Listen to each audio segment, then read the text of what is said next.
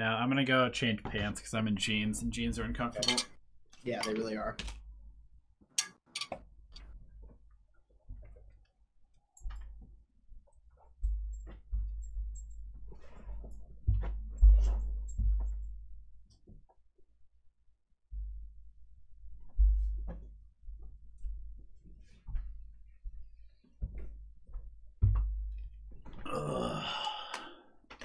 Damn, that was quick, dude. Yeah, I just I love that the first noise you make after taking like jeans off is ugh. There's nothing better than taking your pants off, dude. But it makes a lot of sense. It makes a lot of sense. Oh, you change it to post replays here. Nice.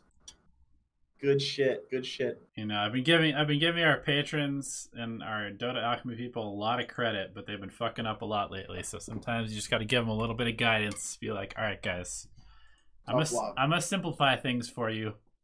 Hopefully that makes a difference. Topic suggestions are going in here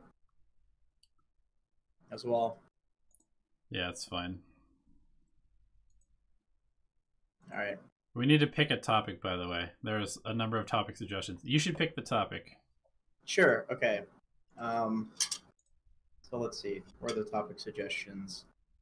Post-draft, pre-game analysis, discussion of how games should be played based on the draft, and a quick look to see if what happens is theorized. That's pretty cool. Didn't we already do team fights last time? Yeah, team fights was the theme last week. Okay, so we're not doing that one. One second, I'm gonna open up the stream. See people complaining about my incessant chewing the microphone.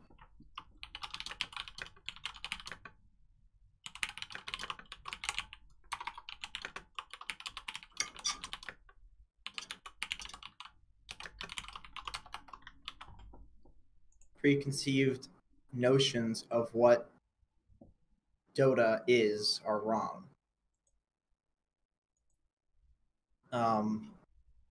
That's a very general one. I think that'd make a good video topic, but that's really hard to go through like every replay and talk about that.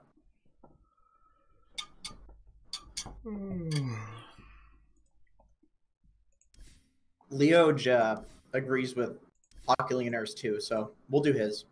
Okay. So we're gonna go. Oh wait, Eddie Mercury. Sorry, there's a few that I skipped. Topic suggestion, win conditions, examples. Okay, so prime operators, I think, is actually similar to Hockey Leoners because the win condition is something that you can figure out based on the draft. Yeah, there were a lot of requests for drafting, which might be kind of an interesting place to go because we haven't done a whole lot of content about that, and people have been requesting it for a long time.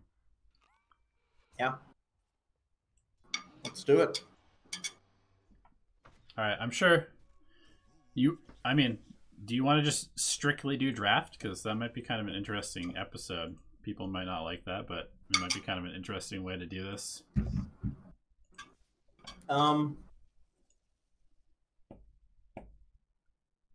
Like, what do you mean, just do draft? Like, just talk about the draft. Like what they should have picked? Just kind of go through, just like go through the draft. Or like what you should do based on the draft. Yeah, maybe both. Maybe both is the way to go. Because I think those are two different things. Yeah. To some degree. I agree. They're related. They are related. Like there's a big relationship there, but well, what do you think, chat? Yeah, should we just talk about drafts today? Should we talk about how to play your draft? I don't know. I guess the only thing about Hockey Leonard's suggestion is that it's tough to go to a specific point and talk about like what you're doing wrong. I guess what we could do is we could look at a draft, be like, here's the point at which you should win the game. Like here's the here's the general strategy of how you want to win this game. And we could just go through and at the first moment where they like aren't doing it, just be like, all right, here's the fuck up. Because after that, it's like if you're not doing it, you're not doing it, you know? Yeah, or just like look at the draft, be like, all right, this is what we would expect to happen here, and then just go to like the lanes and be like, all right, look at this. You're having a hard lane because you picked this hero in this scenario or something like that.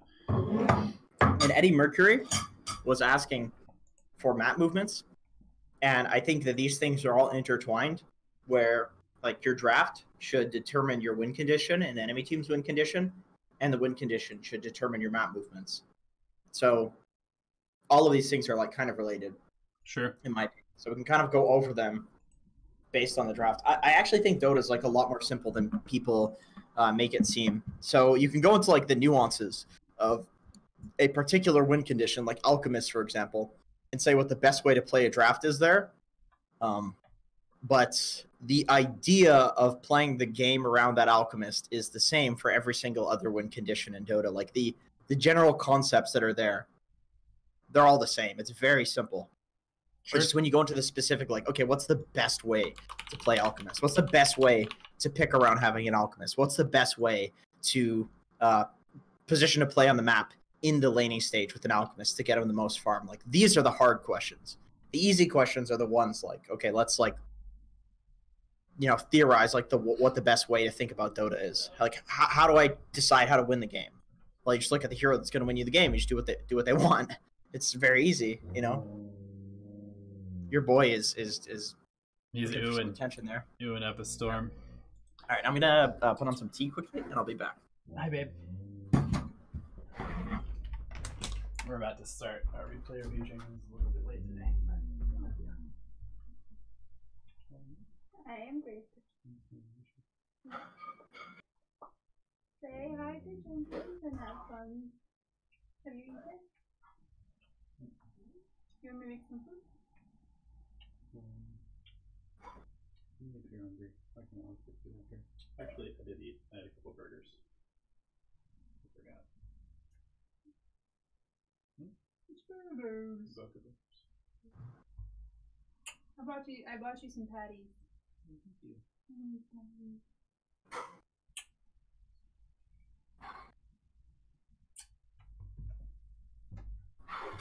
Great. Did you bring both of them? Yep. Inside? Mm-hmm. How they do? You still loved it? Well, he was on his back and belly rubs from the vet. In the vet thing? And Tico was happy right up until she got in the room. Yeah, and then she hid under the chairs. Aww. 66 pounds for Tico B. 66? What a fatty! Yep. That's great. Yeah, she's good. Everything's good? Yep. Had all of her shots? Now we have to go back in. Hello. 2 too many. Yeah, we have to get the other one and then. Are you there? I'm gonna have to look at the stream to see if you're there. There's cases of this like canine flu that's coming up in California that we started her last time and then didn't. Oh, I can't hear you. Reason. Oh. So. Now oh, your mic's muted. That's what's going on here. But. That's why I can't hear you. Do one more round of shots. She'll be fine. In like 3 weeks, they'll send us a reminder.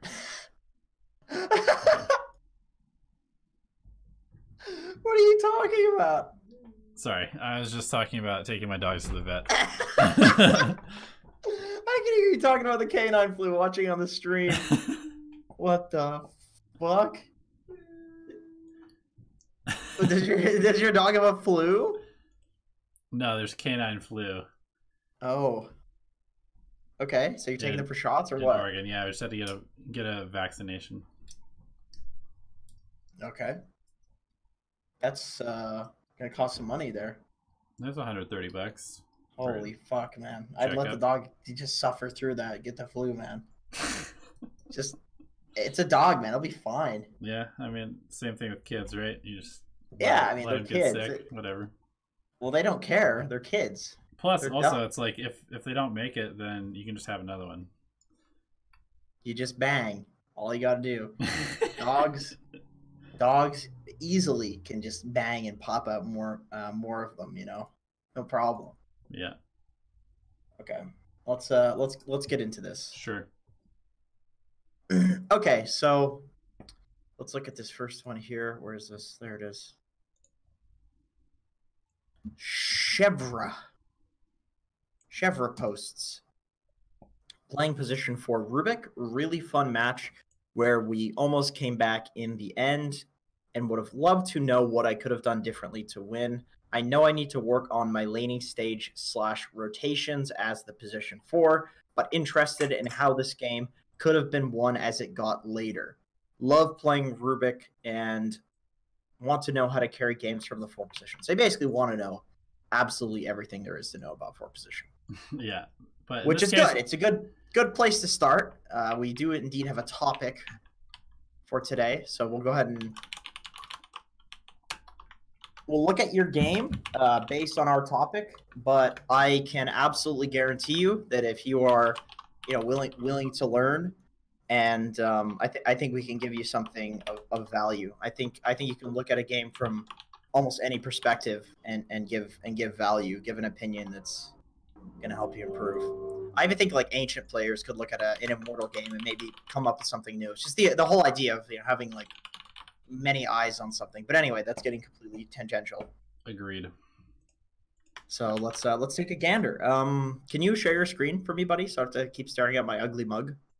I can definitely do that. Oh, look at those though. Oh fuck, they're gone. Stupid. Couldn't even see them. They're so small. Your penis? Yep. Okay. So let's see. I don't know what he's. He's Rubick. He's Rubick. Okay, so I played with his buddy. Downloading. It's from 19. It's right on the cusp of not being available anymore. That might not be available. Yeah. I don't think it's gonna work. Okay, so. But since we're talking about drafting, we can talk about how this should play out. That is nice thing. We can do that. We absolutely can. So, let's see. There's a Techies on the enemy team. That means the game is probably going to go late. Yep. Generally, the way that hero plays is there's just an area of the map that you don't really occupy until you get like a gem or you place like a shitload of sentries in that area. But you really want to be careful about playing there. Generally, Techies is in the off lane, which is fine because as a forward, you want to play in the enemy safe lane anyway, so that's not really a huge concern for you. They have a Pudge, presumably core. He has 10,000 net worth. Yeah, that's a Pudge core. Mid Lena, PA bot. Okay, so let's see. What are your matchups? Who wins the lanes? Why is it not showing? One nice thing I did want to say is that because you are playing Techies and you happen to be a hero with reasonably good wave clear or D push, you can take the lane that the Techies in and just sit there and just keep the waves off your tower and kind of like play as the Techies against the Techies to some extent. Sure. And then you'll get a bunch of farm and be able to have some pretty good impact.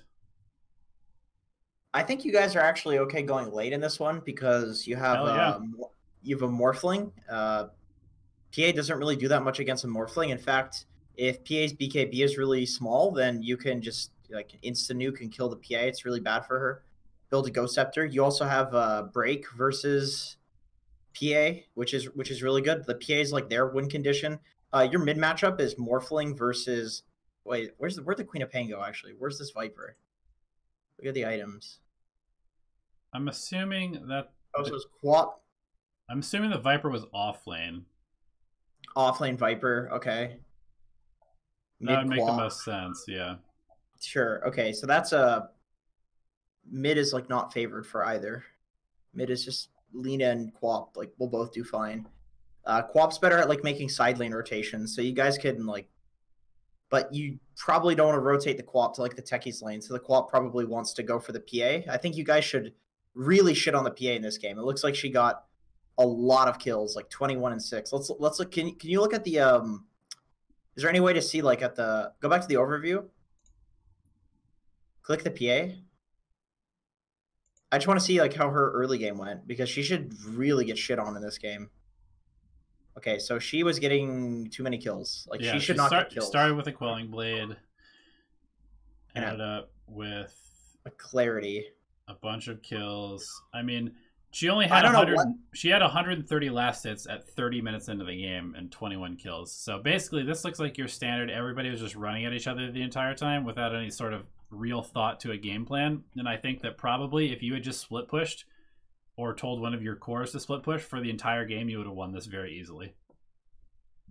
Yeah, I think you guys should definitely win the off lane. Like it's very difficult and it could be super game ruining if you have lanes that are supposed to win and lanes that are supposed to lose, and in fact, I think you guys actually do well in all of your lanes. I think Quap does perfectly fine against Alina mid. It's more of like a skill matchup, but if the Queen of Pain is getting outskilled by Lina, the Quap can just make rotations to the side lanes and out-gank the Lina, which is good because she's way more mobile. Morphling should do really fine against a Pudge Techies unless he like feeds and runs into mines, but he should just be able to farm there. And Viper plus Rubick definitely outlanes Sky PA. Sky PA. You guys literally just need regen. So let me look at the regen that you started with.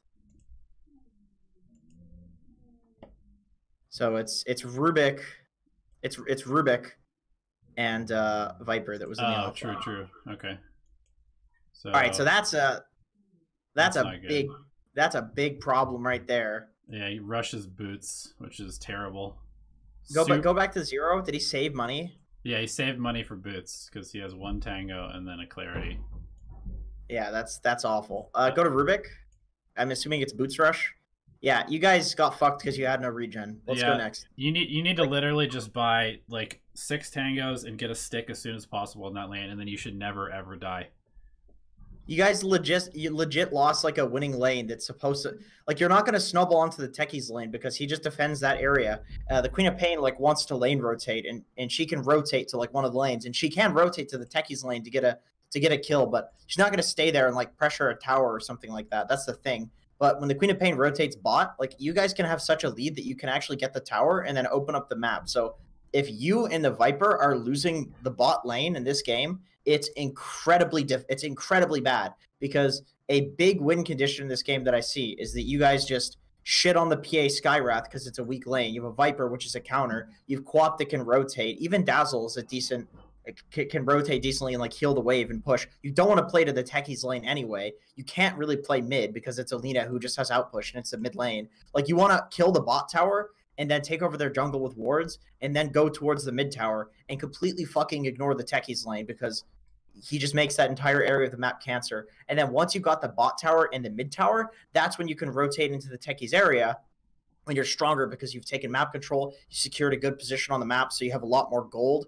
And then you also don't need to get the mid tower and the bot tower, which means, or sorry, the mid. I'm assuming that you're mid tower and bot tower because they're radiant. And then you can go top because if you already have the mid tower and the bot tower, you don't really need to position around there as much as you'd want to if you didn't have those towers. So then that's when you can go to your own side of the map and deward that entire area. So I see this completely falling through if you guys like fuck up the bot lane. And the only way that I could see you fuck up the bot lane, I was able to predict this without even seeing what your items were. I knew you didn't have enough regen against this lane, and you didn't. Yeah. These heroes don't do shit to you. Actually, that's a double negative. They do shit to you. They do nothing to you. They do jack shit to you if you just have regen. It's a PA Sky. They have no kill potential. It's just they just harass you slowly. Right. That's it. And Viper. they have Viper kill potential. They that. have kill potential if you can't refill your HP from the harass, basically, is what it comes down to. So the only way you lose the lane is if you don't have regen. And because that's the lane that you absolutely should not be losing, you lose the game off of that. So it is basically entirely your fault that you lost this game. Yeah, there's like, Dota's complicated, so there can be like other possibilities, like openings. Like this Lina or this Quap might think that she could have killed the Lina mid and some Dazzle rotate and get the tower, some shit like that. But in terms of your game plan and like the general like easiest to execute game plan in this game, it's all executed through the bot lane, in my opinion. And if you guys are getting shit on in that lane because of poor item choices, then it's bad. I mean, it's very simple. You literally just need to be like, recognize when the enemy team has a very strong harass lane, and you just make sure to tell your buddy like, hey buddy, get regen. And then if you're a Rubick, you can start with like salve 2 tangos. Even if this idiot doesn't buy regen, then well, you feed him a couple tangos. Yeah, feed him some tangos here. Give him a salve. But it's really important. I would say it's better to like overbuy regen and survive a lane that's like a harass lane than to underbuy regen and just lose the entire game because they snowball from the laning stage because you didn't have the right items. It feels really bad. Generally these days, like I'll even sack, so I'll play something like a Sand King who has a relatively mana intensive skill set in the laning stage with like Burrow Strike and the Sandstorm costing 75 mana. a lot of the time, if I think that they just have a lot of harass and I need to survive a couple of levels in order to win the game, I will just go 2 tangos, salve, stout shield, no mangoes, even though I'd fucking love, and then I'll get my support to pull me then I'll buy a sentry and get my support to pull me one too, because 2 sentries is really important. And that actually, funny enough, that's the same concept. The reason that you get your support to pull you a sentry is because 1 sentry would be sufficient to deward their sentry, but 2 is overkill, and you'd rather overkill and know that you're going to win the game than to undershoot and just fucking lose. It's like the exact same concept as taking a 50-50 fight when you could just not take a 50-50 fight and take a 90-10 fight, right? Like, do you want to coin flip the game, or do you want to guarantee that you win? Right. Coin flipping a game is pretty. I mean, you'll win sometimes, but you're not going to get super high rated by coin flipping shit because it's a coin flip. Exactly. You want to have a very high chance of winning games, as high as possible, because it's all about consistency. Anyway, I think we've hammered this one into the ground. 100%. Okay, so we have Kanye Northeast says, I was in the Invoker, thought I did everything perfect in the lane. That makes me just want to watch the laning phase. Oh my god, yeah, it does. Though I want to know where it all went wrong. Okay, I'm going to be honest, guys. You need to actually look at your replays before you send them in and be like, do a little bit of critical thinking, because sending us a description like this is extremely lazy. If you actually want to get better, you need to do a little bit of thinking. Be like, hey, maybe this part of my game was not going well. Can you guys confirm or deny that?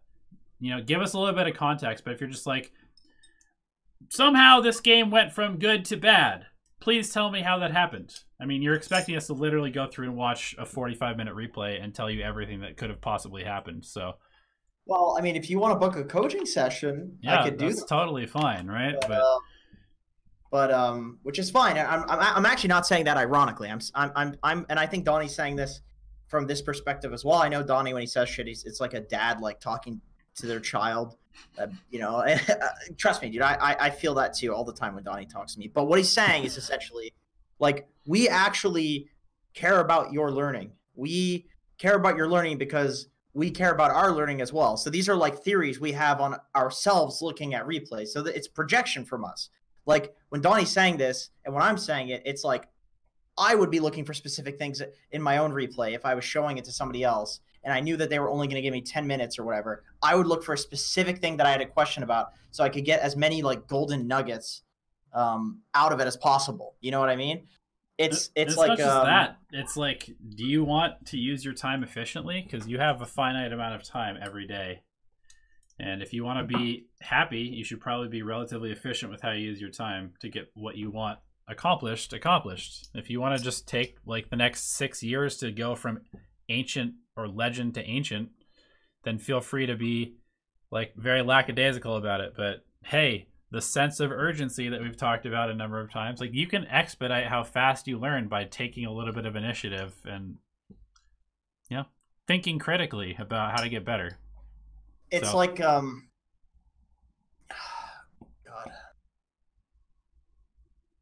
I'll be back. 1 second. I'll use this time to think.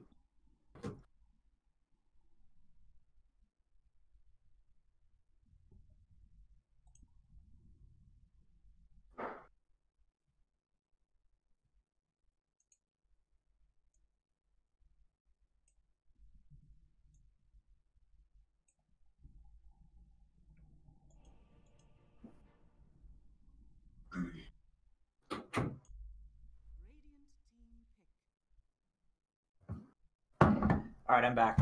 But what you were about to say is, I don't know if you finished or if you said it, but it's true that the whole like sense of urgency thing, it applies at like a very macro level as well. Like when it comes to like the theory of, are you still there? Can you still hear me? Sometimes it fucks up. When it applies to like a very general sense of you know, learning, like learning a specific concept versus learning Dota, or versus playing the actual game, like having a sense of urgency. Like, it applies to all of these things. And if you watch Game Leap just released another video with PPD, which is fucking awesome, by the way, where he talked about like what makes a good Dota player and how all of the top 500 people or whatever in Europe are extremely high skill. You could get them on a team and they would do well. It's just you need to know being good at Dota is a lot about not really the game. It's about like how you learn, how quickly you learn, how good of a teammate are you at a high level. A patch is released. How quick are you at picking things up? Are you stuck to the meta? Do you get left behind? Or are you somebody who is really good at thinking of like new meta stuff to do? Are you quick to adapt to things? Are you one of those people that just goes fucking Midas on Invoker because that's what people have been doing for 2 years? Or are you comfortable seeing what the pros build and not just being like, that looks like shit, this wouldn't work in my bracket? Like, are you like, there are so many elements to the game that aren't really related to the game, and that's kind of what we're trying to get at. That basically it would be better for your learning process to find specific things in replays that you want to fix, so you actually have an idea of what you want to focus on. Because if you go into the next game of Dota with 10 different things that you want to do that relate to 10 different components to the game, you're not going to learn anything because that's way too complicated. You're fucking human, man. You can't do that. PPD never did that. None of these pros have done that. So basically, like, the best way to learn, at least from what I've seen in high-level competitive Dota, is people will look at very specific things. They'll say, okay, I'm going to get better at pulling in the laning stage and only doing it when it's necessary. And when I do pull, I'm not going to fuck it up. I'm not going to let my carry feed when I pull. Like, something as specific as that. Or whenever I'm playing Sand King, I want to recognize when I'm going to sit and defend the safe lane tower using my Sandstorm. I'm going to recognize these moments and do it. And when I do it, I'm not going to run up and hit creeps and get myself fucking killed, because guess what? If you die while doing that, they get the tower. If you don't die while doing that because you're just doing it in a very disciplined manner, then you can sit there for 5 minutes while the enemy team tries to push a tower. All of a sudden, you have a 5k gold lead. All of a sudden, that's a win in a game that you wouldn't have won otherwise. So basically, that's the whole point, is that like focusing on specific things in Dota is just something that historically has been proven to make significantly better players, and that's why you should do it. Yeah, and the reason I say it like that is because it's all anecdote. It's just all anecdote. Exactly. I'll tell you what, like, I've been spending a lot of energy focusing on knowing when I need to shift from supporting my team to being like a wave pusher, or just like shift my job from being a support to doing a job that needs to get done in the game, whether that be sitting behind somebody, initiating, smoking, warding, or split pushing. And the better I'm getting at recognizing that point where it's like, supporting this team is not going to win us the game anymore because we're too far behind and they're not playing correctly. And I've been winning a lot of games as a 5, and 5s without traditional impact. You know, I'm not playing like a Shadow Shaman who can, solo carry a game. I'm not playing a Warlock. I'm playing Undying. I'm playing Treant Protector. I'm playing these heroes that don't have wave clear, that don't have like traditional control over the game. But because I'm recognizing, oh, now I can't play a very sacrificial support because otherwise we're literally going to just be playing 4v5 the whole game while we're already behind. It's made a absolutely massive difference, and it's just because I'm focusing on this one specific thing of making this switch. Right. I think this, once again, is very tangential, and we'll still do the replay analysis. I just really want to. I think a huge point that people miss, that people don't think is true. You will learn this like meta point as you increase your skill at Dota. Like, eventually this becomes really clear. But what differentiates a player, a 500 MMR, like let's say a 5,500 player and a 5,000 MMR player? It's one thing. It's just one thing that the 5,500 player does really well that the 5,000 MMR player doesn't do really well. And that they've done over like 100 or 200 games, right? Right. And actually going into a game and figuring out what it is that you're lacking, that's fucking hard. But once you've figured it out, the process of getting it better, that's pretty hard. It's not as hard as finding it because it's like a needle in a haystack.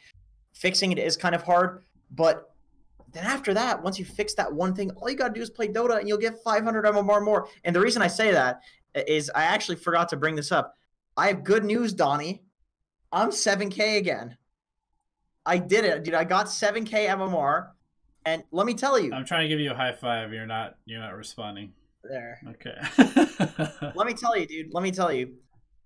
The shit that I learned between 6,000 MMR and 7,000 MMR, it's not like it's not a huge difference. There's very little difference. It's just I've gotten very consistent in the way that I play the game. There's like I basically stopped like memeing. I stopped fucking memeing. That's what I stopped doing. Is I started like focusing on actually being disciplined, and the way that I do that is by like trying to get into like the zone or whatever. And I have different methods in the real world for getting into that space where I can actually be disciplined. And then when I am being disciplined, like just like basically having like no emotion in Dota games. I just do the exact same thing that I was doing before, except with no emotion involved. Like objective thinking, this is the best way to do this. I'm going to do this. And that is the only difference between 6K me and 7K me is doing the exact same shit except more discipline, because that's what I lacked. I was memeing. That is what I lacked, is that I lacked fucking discipline. And like I said, it's always one thing. Even if it's like a meta thing like that, it's always one thing. And the difference between 7K me and 8K me, I don't know. Maybe it's like, I don't know. How the fuck am I supposed to know? I mean, let's be honest. Like, I know we'll get to the replay eventually, but it's just like, I think that this is a really important point, because you and I both talked about how, like, mechanic-wise, the increase from people who understand mechanics, I think that sort of like a good mechanical player is going to stagnate around 4K MMR. That's just generally what happens. And if that's all you're relying on to win games, is just your mechanics. And really from there on out, it's just about making disciplined decisions, because that's kind of what I'm describing now. Is I'm very disciplined about figuring out whether I am playing too sacrificial. And every single game, I'm just extremely disciplined. Am I being useful to my team right now? Am I being useful to my team right now? That's all I'm thinking about. And if I start to notice that I'm getting lazy and I'm just like, oh, this game's hard, I'm just like, my team sucks and I'm just gonna, buy wards and hope that something happens. That's just me being lazy. That's me not being disciplined. And I notice that, and then I'm like, all right, I'm not playing Dota anymore until I want to do that again. Laziness is like the most game-losing thing. But it makes sense, because gaming is it's like a chill hobby. It's been a chill hobby for its entire existence, right? It's like what you do to blow off steam. It's what you do to be lazy a lot of the time. But if you're trying to be competitive in gaming, if you're trying to get better at gaming, you can't be lazy. So it's kind of like a little bit of a conundrum, right? Yeah. Yeah, I mean, it's like a life conundrum or whatever. It's just things have evolved where there are these competitive games now, and I'm sure sports where people would like blow off some steam before, but all of a sudden people are trying to fucking figure out like what the best way to run is to like conserve the most energy for like a 80-minute game of football or something like that. Like, anyway, let's get to the replay. We fucking hammered this shit into the ground, like. Yeah. All right, let's look at this draft. Fire Walk With Me. That's a Twin Peaks reference. So I just stopped it here because Invoker was just picked. It went Sand King into Jakira Marana into Axe Invoker. And Invoker was our hero in this case. Yeah, this is shit. This is not a good pick. You should not be picking an Invoker until like last pick. Unless you like see your mid matchup. This is really bad. Like, this hero is supposed to be the win condition of the game a lot of the time, and you're allowing the enemy team to counterpick the entire win condition, which is incredibly dangerous. Like, they have two heroes that could both be supports, and you have two heroes that are cores. So now they have, so they see Sand King and Axe. So that means Axe is most likely 3, Sand King's 4, Invoker's mid. They can now counterpick 2 lanes with core picks.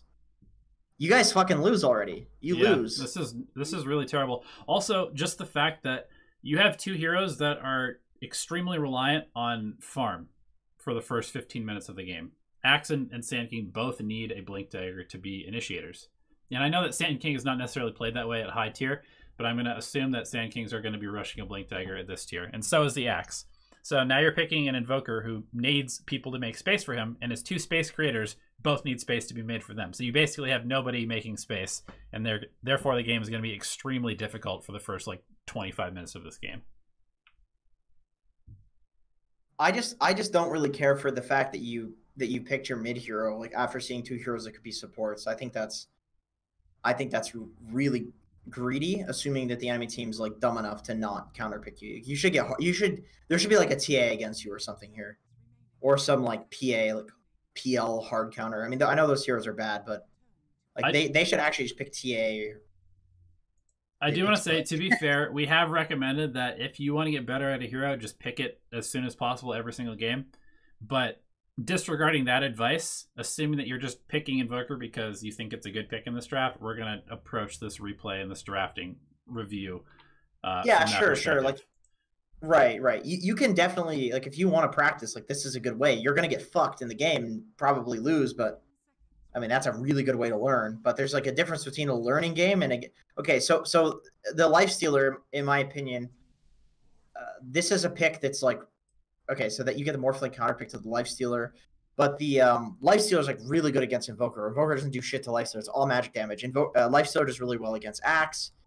The only hero that really doesn't care about the Lifestealers is obviously the Morphling, but he had the last pick. So, and then Wraith King. I'm surprised you guys did not get more hard countered in this game.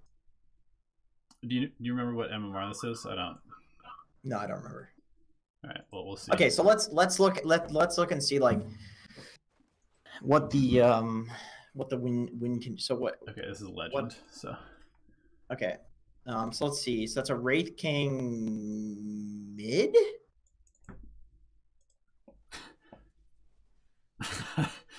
I mean, I guess. All right, so yeah, you should shit on a Wraith King mid, but this. Just because this guy's an idiot doesn't mean like it's good to first pick or to third pick a mid. Okay, so he says, I think I played the lane perfectly, right?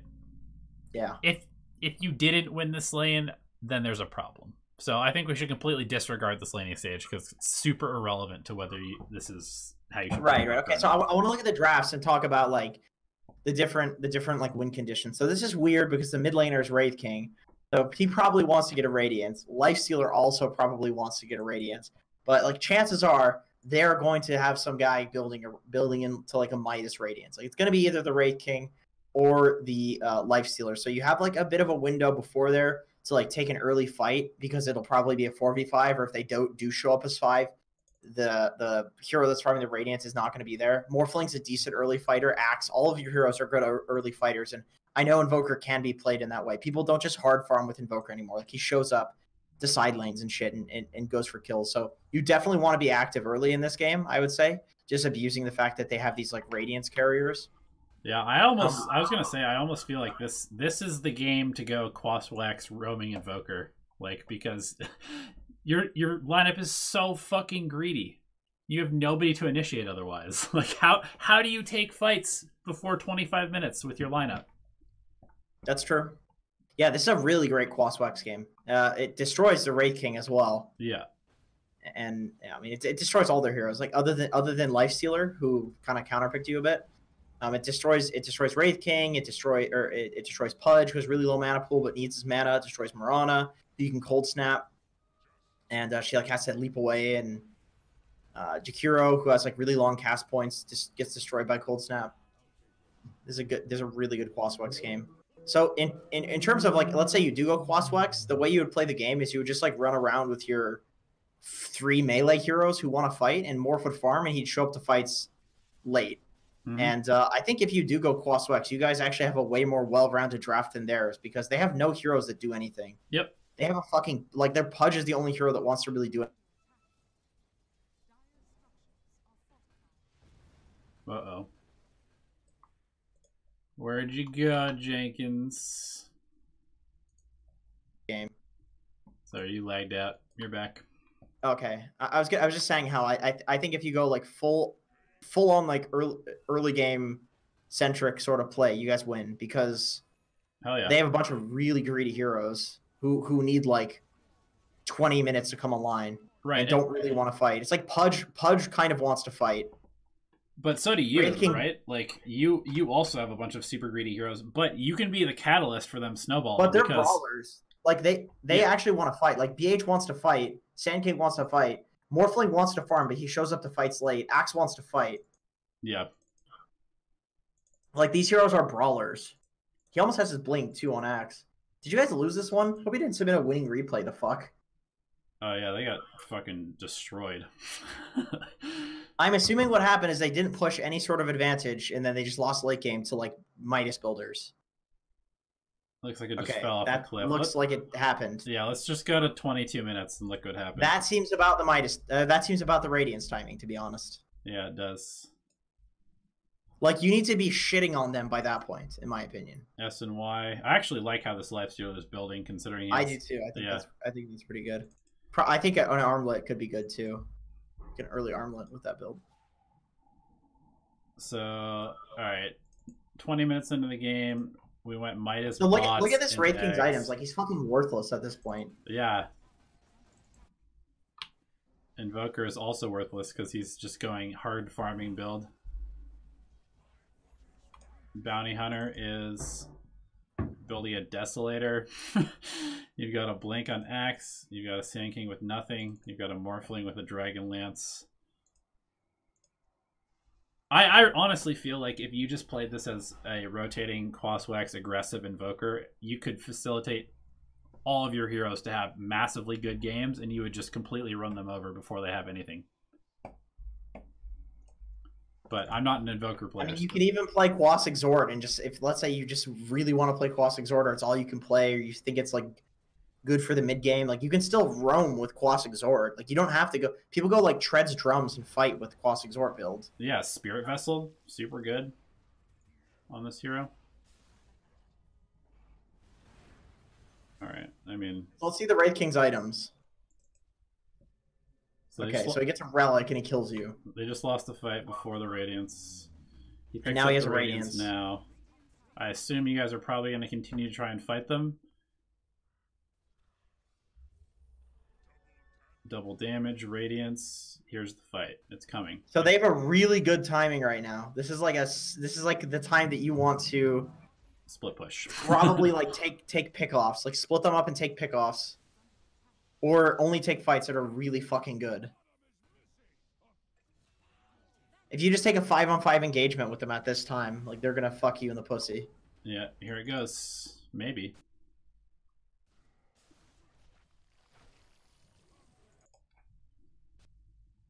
All right, so I mean, here's the thing: 25 minutes in, Invoker is still just camping the mid lane, like pretending that this game is Dota from 2016. All right, your team's fighting. You got to pick off on Pudge.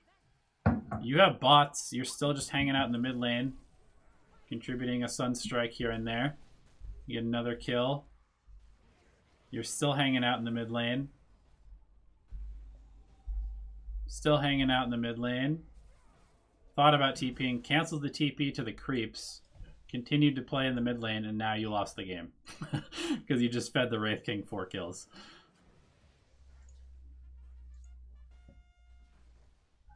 Right? This is the game right here. Yeah. This guy's shut down. This guy still has nothing. This guy has nothing. This guy has nothing.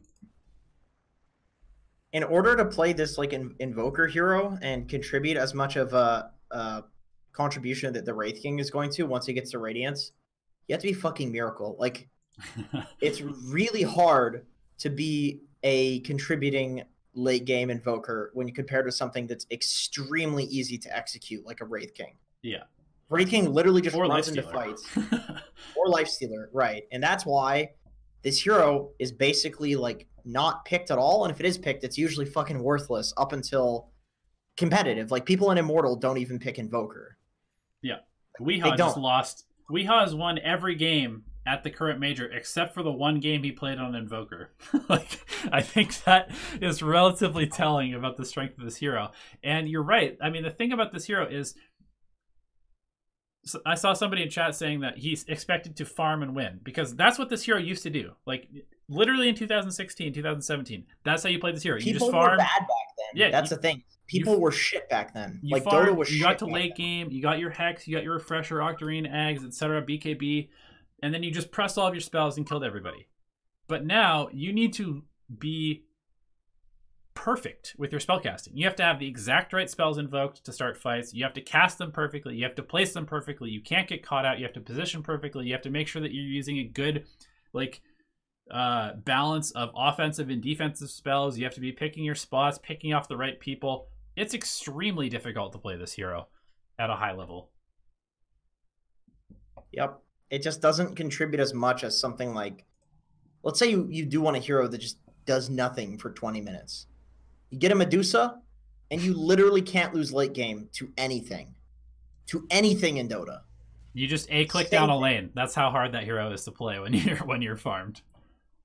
Right, but it's like this whole you have to still secure the early game sort of thing. Like 20 minutes of Medusa just hitting jungle creeps and pushing out the mid lane. But this Invoker hero, you just get a BKB. Yeah. Like, and then Nakes just has magic immunity, and Wraith King has this... He's like, please kill me. Please kill me. He wants you to cast combos. So basically, because that is the case, it doesn't mean you can't pick Invoker. It means that you shouldn't pick this hero unless you know all of the nuances of it, such as being able to switch the hero to be a Quas Wex fighter or a Quas Exhort fighter. Yeah. You want to be able to play all of the builds that are available to the hero. Otherwise, it's not worth picking. Yep. Let me give you like another example. Okay, Axe. If you look at what people are building on Axe right now, some games it's Brown Boots Vanguard, some games it's Phase Boots Vanguard, some games it's Phase Boots Veil.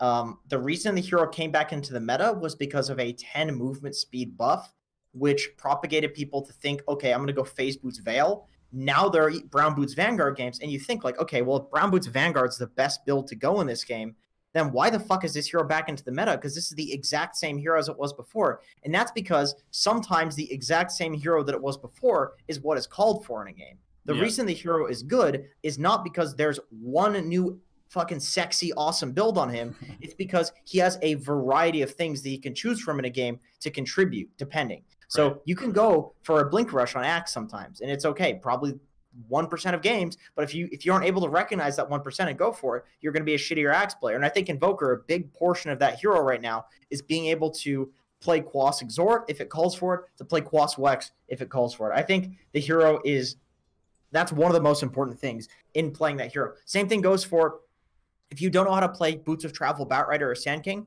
don't pick it.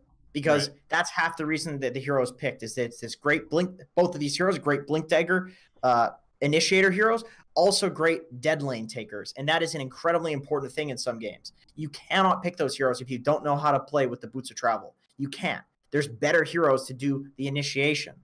So that's how you spot the overpowered heroes too, right? Like you look at Sven, it's the exact same build every single game by every single player in the professional scene. Every single one. It's always just Phase, Midas, Echo, BKB, Blink, Crit. Every game. Because it's overpowered. Like, that's all you have to do. It's a very straightforward hero. But then there's these other heroes that have many, many playstyles that are extremely useful if you know them all. But they're also very niche picks because of that. Well, Bat and Sand King aren't niche picks. It's just that, like, both of the ways of playing them are so OP. That also is true. Like, both. Like, the Veil Sand King's fucking bullshit, and the Boots of Travel Sand King playing the dead lane is, like, bullshit. It's just... There's games where, like, if you go Veil and you didn't... Or if you go bots and you didn't spend that money on, like, Veil Blink, you just lose the early game. You lose the game, and it's like, what the fuck are you doing? You know? It's just... Sometimes it's important in picking a hero. Sometimes it's the reason that they're picked. Sometimes it's not. And with Invoker, that's the reason that that hero is in any conversation right now about being picked, is the fact that you can go Quas Wex and you can go Quas Exhort, which makes sense considering the past few patches that have been buffed to him have been mostly buffs like the Quas Wex build, like increased base damage, lower damage from Exort. Like those are Quas Wex buffs, so it does make a lot of sense. Hell yeah. All right, let's go next.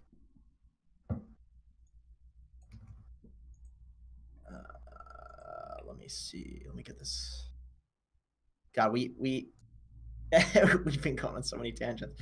So okay. So we already did the Last Crusader, so I'm gonna skip over him for now. We can go back to it. Compromise.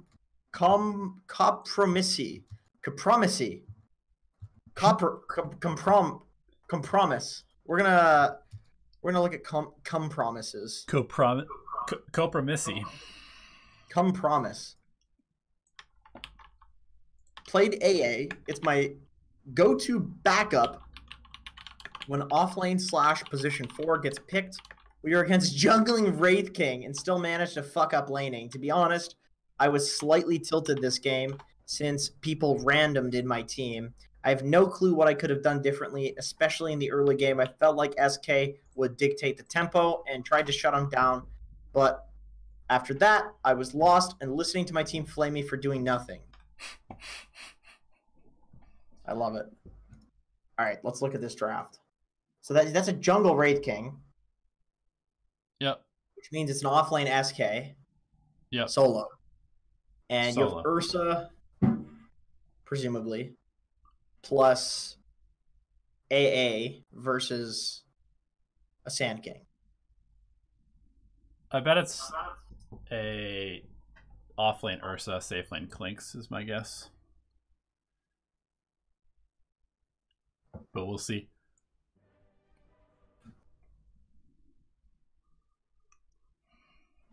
Damn, that guy's 35 and 15 as a jungle fucking Wraith King. What a god. What? God. Where's my draft, Valve? Jungle Wraith King is highly viable with a solo offlaner. I actually think junglers are viable with a solo offlaner. It's just if you're against a good safe lane, like they're gonna fuck up the SK. Like it's just a sentry battle. All I need to see is the sentries this game, and that's it. Okay, so this guy randoms Tiny and then you tilt. I think that's problem number one. Like Tiny's not a bad random. It's like one of the most versatile heroes in the entire game. Yeah, Tiny's very good. But AA is picked early just because it's a comfort hero. I mean, I don't know how much more there is to say about the actual picking phase, so we can just go to like the end of the draft. Yeah, support. If you're a support, you just pick early. Yeah. All right. So based on this draft, we've got our Lifestealer Grim going to the bottom lane. We've got our AA and Clinks going to the top lane. Oh, you guys should shit all over a Sand King. Okay, so he has one sentry. And you have three. So 3. I love it. Love it. Good. Perfect. Yep. I like this ward placement. This is where I've been putting wards a lot. I'm not 100% sure how useful 2 mangoes are, though. I feel like you probably need more tangos to to get the sentries. Yeah. Or you need to pick up like a Quelling Blade. But a Quelling Blade has a cooldown. Like the nice thing about tangos is you drop a sentry and you fucking spam that shit to get the sentry, because that's all that matters. Yep. This Sand King hero, I'm telling you, literally nothing matters except for winning the sentry battle. That's it. That is how you either lane with or outlane a Sand King. It's just if you deward the sentries. Yep. That's why Zeus against and with Sand King is so good. Like legitimately fucking amazing. Yeah, 100%. I agree. As somebody who plays quite a bit of AA, I probably would go for 2 sets of tangos, pool 2 to the mid, so you have 4 tangos, and then a couple of clarities. Because you do want to have mono regeneration. I don't think you need 2 mangoes, though, because it doesn't really help you.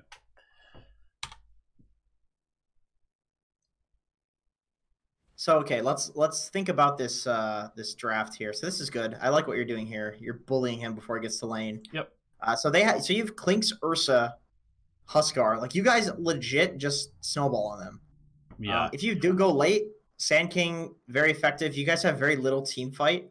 So I think taking like pre-BKB engagements against them is going to be really difficult. BKB timings, very important if you're giving Sand King a good game. They have a lot of stunners as well.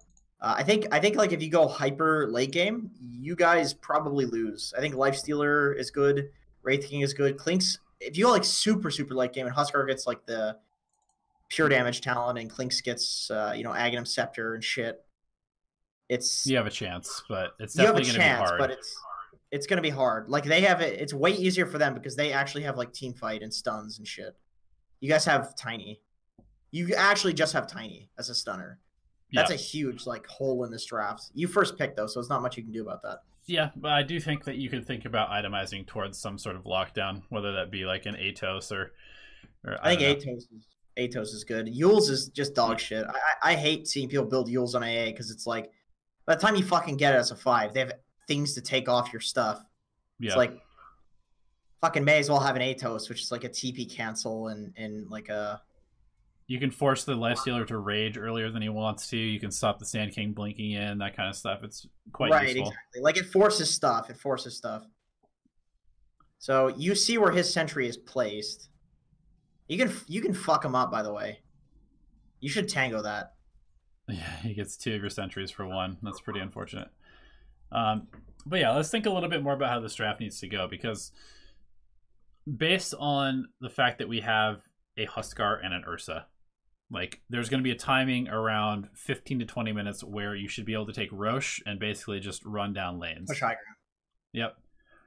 And at that point, based on how Wraith King is usually played, based on how Lifestealer is usually played, although again, this is a Lifestealer Wraith King game where one of them is going to go Radiance, the other one probably can't, although they both have Midases queued up. Either way, if they go 2 Midases and you have an Ursa Huskar with an Aegis at 20 minutes, you should be able to win the game right then. Right. That's your timing. That is without a doubt. Oh my god, you even have an Ursa versus a fucking Lifestealer lane. Like that's the easiest game in the world. Yeah. So where does the actual problem arise is the question. Yeah, that is a good question. This looks fine so far. So lane pushing out, you go back, you send up more sentries, which is good. I mean, I think if you tango the first sentry, you don't have to send out the courier and possibly like fuck up your mid laner's game. And my guess, is that you didn't go enable your Huskar when he wanted to take the mid. Right. tower. I was actually going to say like your Clinks is not a hero that needs enabling this game. You want to fuck the Sand King a little bit, and then you want to go help your Huskar and your Ursa, because they're the heroes that are like going to take Roche. They're your Clinks is against like a melee hero, so Clinks can get you could give the Clinks sentries, and at a certain point he can lane that. Yeah. And you want to help your. I mean, Huskar versus Windranger is a rough one. I think Windranger wins that matchup. Yeah, it's pretty tough though as an AA to go help, because like what do? You show up. You love the bot rune ward, by the way. That's a very trendy ward right now. Yeah, putting a bot rune. Good shit. Unfortunately for you, I think that both of your rotations are pretty terrible, to be honest. Because rotating to a Lifestealer as an AA is not that beneficial. Rotating to a Windranger as an AA is also not that beneficial. So with that being said, I guess maybe you just go and try and harass the Wraith King in the jungle. That's possible. You could also like take mid from your Huskar and let your Huskar go jungle, because your Huskar doesn't really want to lane mid anyway. He's losing that lane. Mm-hmm. So your Huskar could go like rotate, and he could go jungle. Like you can just take a lane. You could also take the Clinks' lane, and the Clinks could rotate because Clinks has levels, so he probably wants to rotate. Yeah. That requires you to communicate with your cores, and I do definitely refuse to believe that like not a single core will give you a lane. Like if you say in a Divine game, like, hey guys, I would like a lane. Like I'm weak, I want to get strong. Like you guys are strong. Could somebody rotate and like play active or go jungle and give me the lane? Usually people will. Also, I would say you want to leave your Clinks with some sentries to play against the Sand King, because you're leaving and giving the Sand King like a completely free lane. Yeah. And he'll catch up really quickly because it's the Sand King. Yeah, so Huskar dies, and you can see that he had a pretty bad lane, which is to be expected. You know, that's not an easy lane for Huskar. which is rare, but basically anytime that Huskar dies, your game gets like 10% to 20% harder, I would say. This actually just seems like a shitty draft. I mean, their draft is not good. Well, they have no way of taking draft, fights shitty, other than Tiny. Shitty play by the people that are like the win condition heroes. Like, you need to do a lot, I think, to enable your guys. Yeah.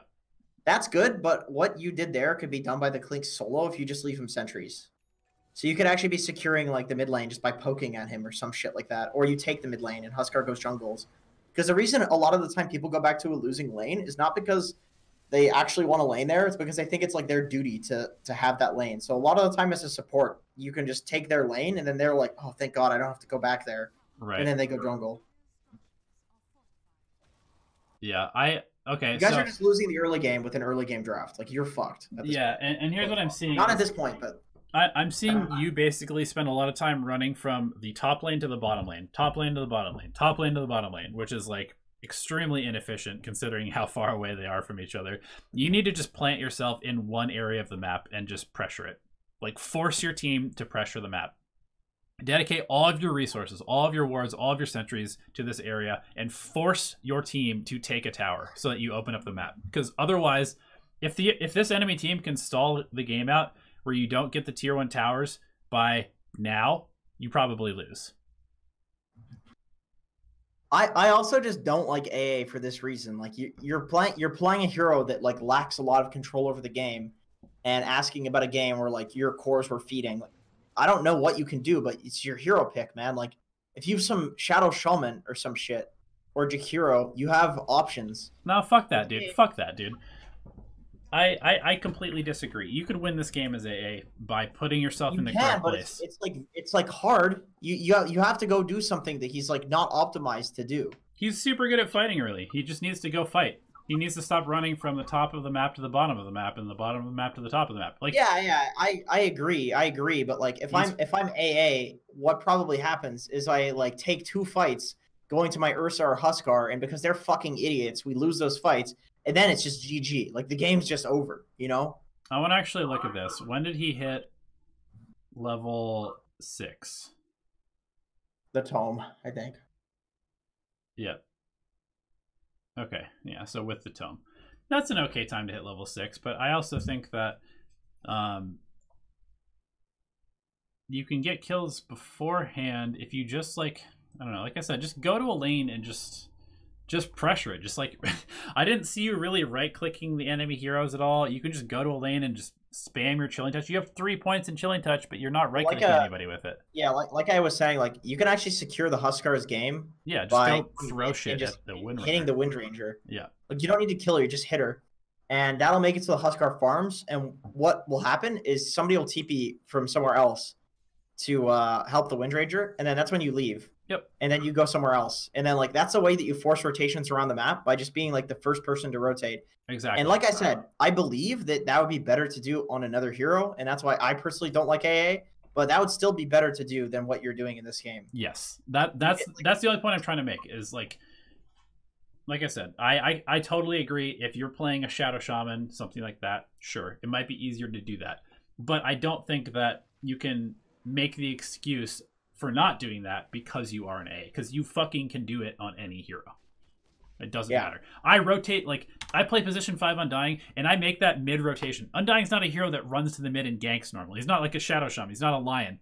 But I run up there, also, I drop my tombstone behind the tower, and I say, fuck this guy up. And then we kill him, and then I did the same job. What you're saying is actually, like, more of, like, a new concept, too. Like, past, like, 1 to 2 years concept, where people, like, instead of looking for, like, plays or objectives with a rotation, a lot of the time people will look to force a counter rotation with the rotation and then use that as a way to get an objective elsewhere. Exactly. Or to free up one of your heroes from a bad laning situation. Yeah, it's like similar to the concept of, like, applying pressure to relieve pressure, except it's not like, a lot of the time pressure before people would think is, like, actually getting kills or getting objectives, or like people used to not rotate unless they had a chance of killing, but or maybe I was just shitty at Dota at that time, and I learned this. But I know like Nusham would go to lanes as Earthshaker with the intent of just like fissuring the guy and getting a couple hits on him so that his mid laner wins the regen battle. Like as simple as that. Mm-hmm. Literally a rotation that's as simple as that, and it's better than just doing nothing. Yeah, exactly. It's like, because there's nowhere that he can kill on the map, right? It's like he's an Earthshaker. He's got level 1 fissure. It's fucking useless. So what he does is like he just goes and just fucks with somebody for a bit and just makes things a little bit better instead of the same. You know, like you'd rather take something instead of nothing. Yeah, and then if one of the supports rotates to the mid because they're like, oh no, there's 2 people mid, I have to go mid. Suddenly now there's 2 people mid and you can just leave and your mid laner's like, cool, I've got a 2-on-1 where I have the experience advantage now. This is great. Yeah. Or they can go jungle, get the same XP, and just defend the tower, and then there's 2 people with their dicks in their hands mid. Like, what do we do? We're both here now. Yeah, exactly. All right. Let's go next. So that was Compromissi.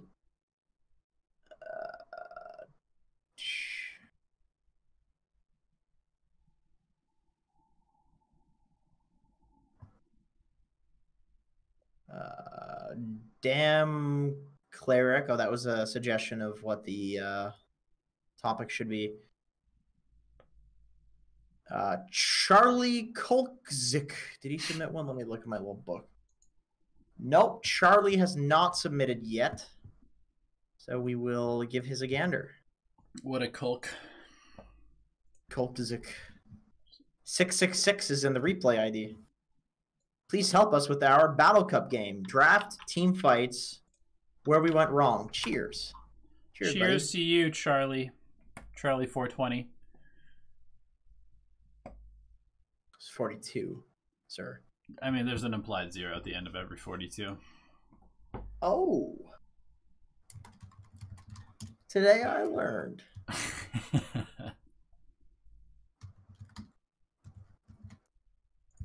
All right. Let's look at this. Let's give her a gander. And he specifically asked about the draft. This is great. Yep. Cool. This is good shit. I'm gonna turn my AC on. It's getting muggy in here. Chat, if you want Jenkins to take off his clothes instead of turning on the AC, press 1. If you want me to keep my clothes on, press 2. There's gonna be a lot of 2s in chat. Can you hear that, by the way? Only when you talk. Oh, okay, not bad then. I see 1 2 in chat. I see 2 2s in chat. I see a 420 in chat. So there's a lot of 1s. Fuck, I guess I'm gonna get us banned from YouTube.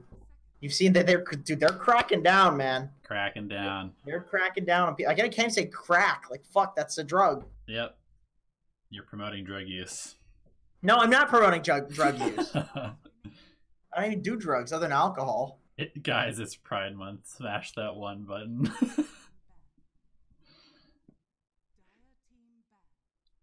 I don't know how you feel about looking at. Do you want to talk about bans? I feel like talking about bans in BattleCup is kind of irrelevant, just because, like, which team are we looking at? I don't know. Who did he play? He didn't tell us. I'm gonna assume Tadios because they lost, but I don't actually know. So, Charlie, Charlie, you in chat? He's not. I don't think. Here, we'll do a little bit of sleuthing. I'm gonna go look at this replay ID on Dota Buff, and I'm gonna go see if I can see any Charlie Kolkzik names.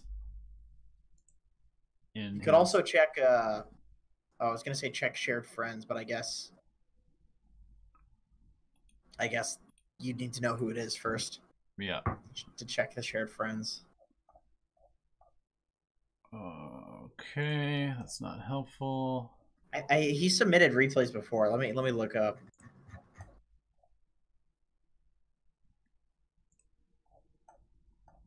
We have not found Charlie. What, really? From user Charlie Kolkzik. I'm in England. I have exams. All right, let me look at this one. I'll jump jump to that cocksucker right there. I should be less vulgar. That's what my New Year's resolution should be.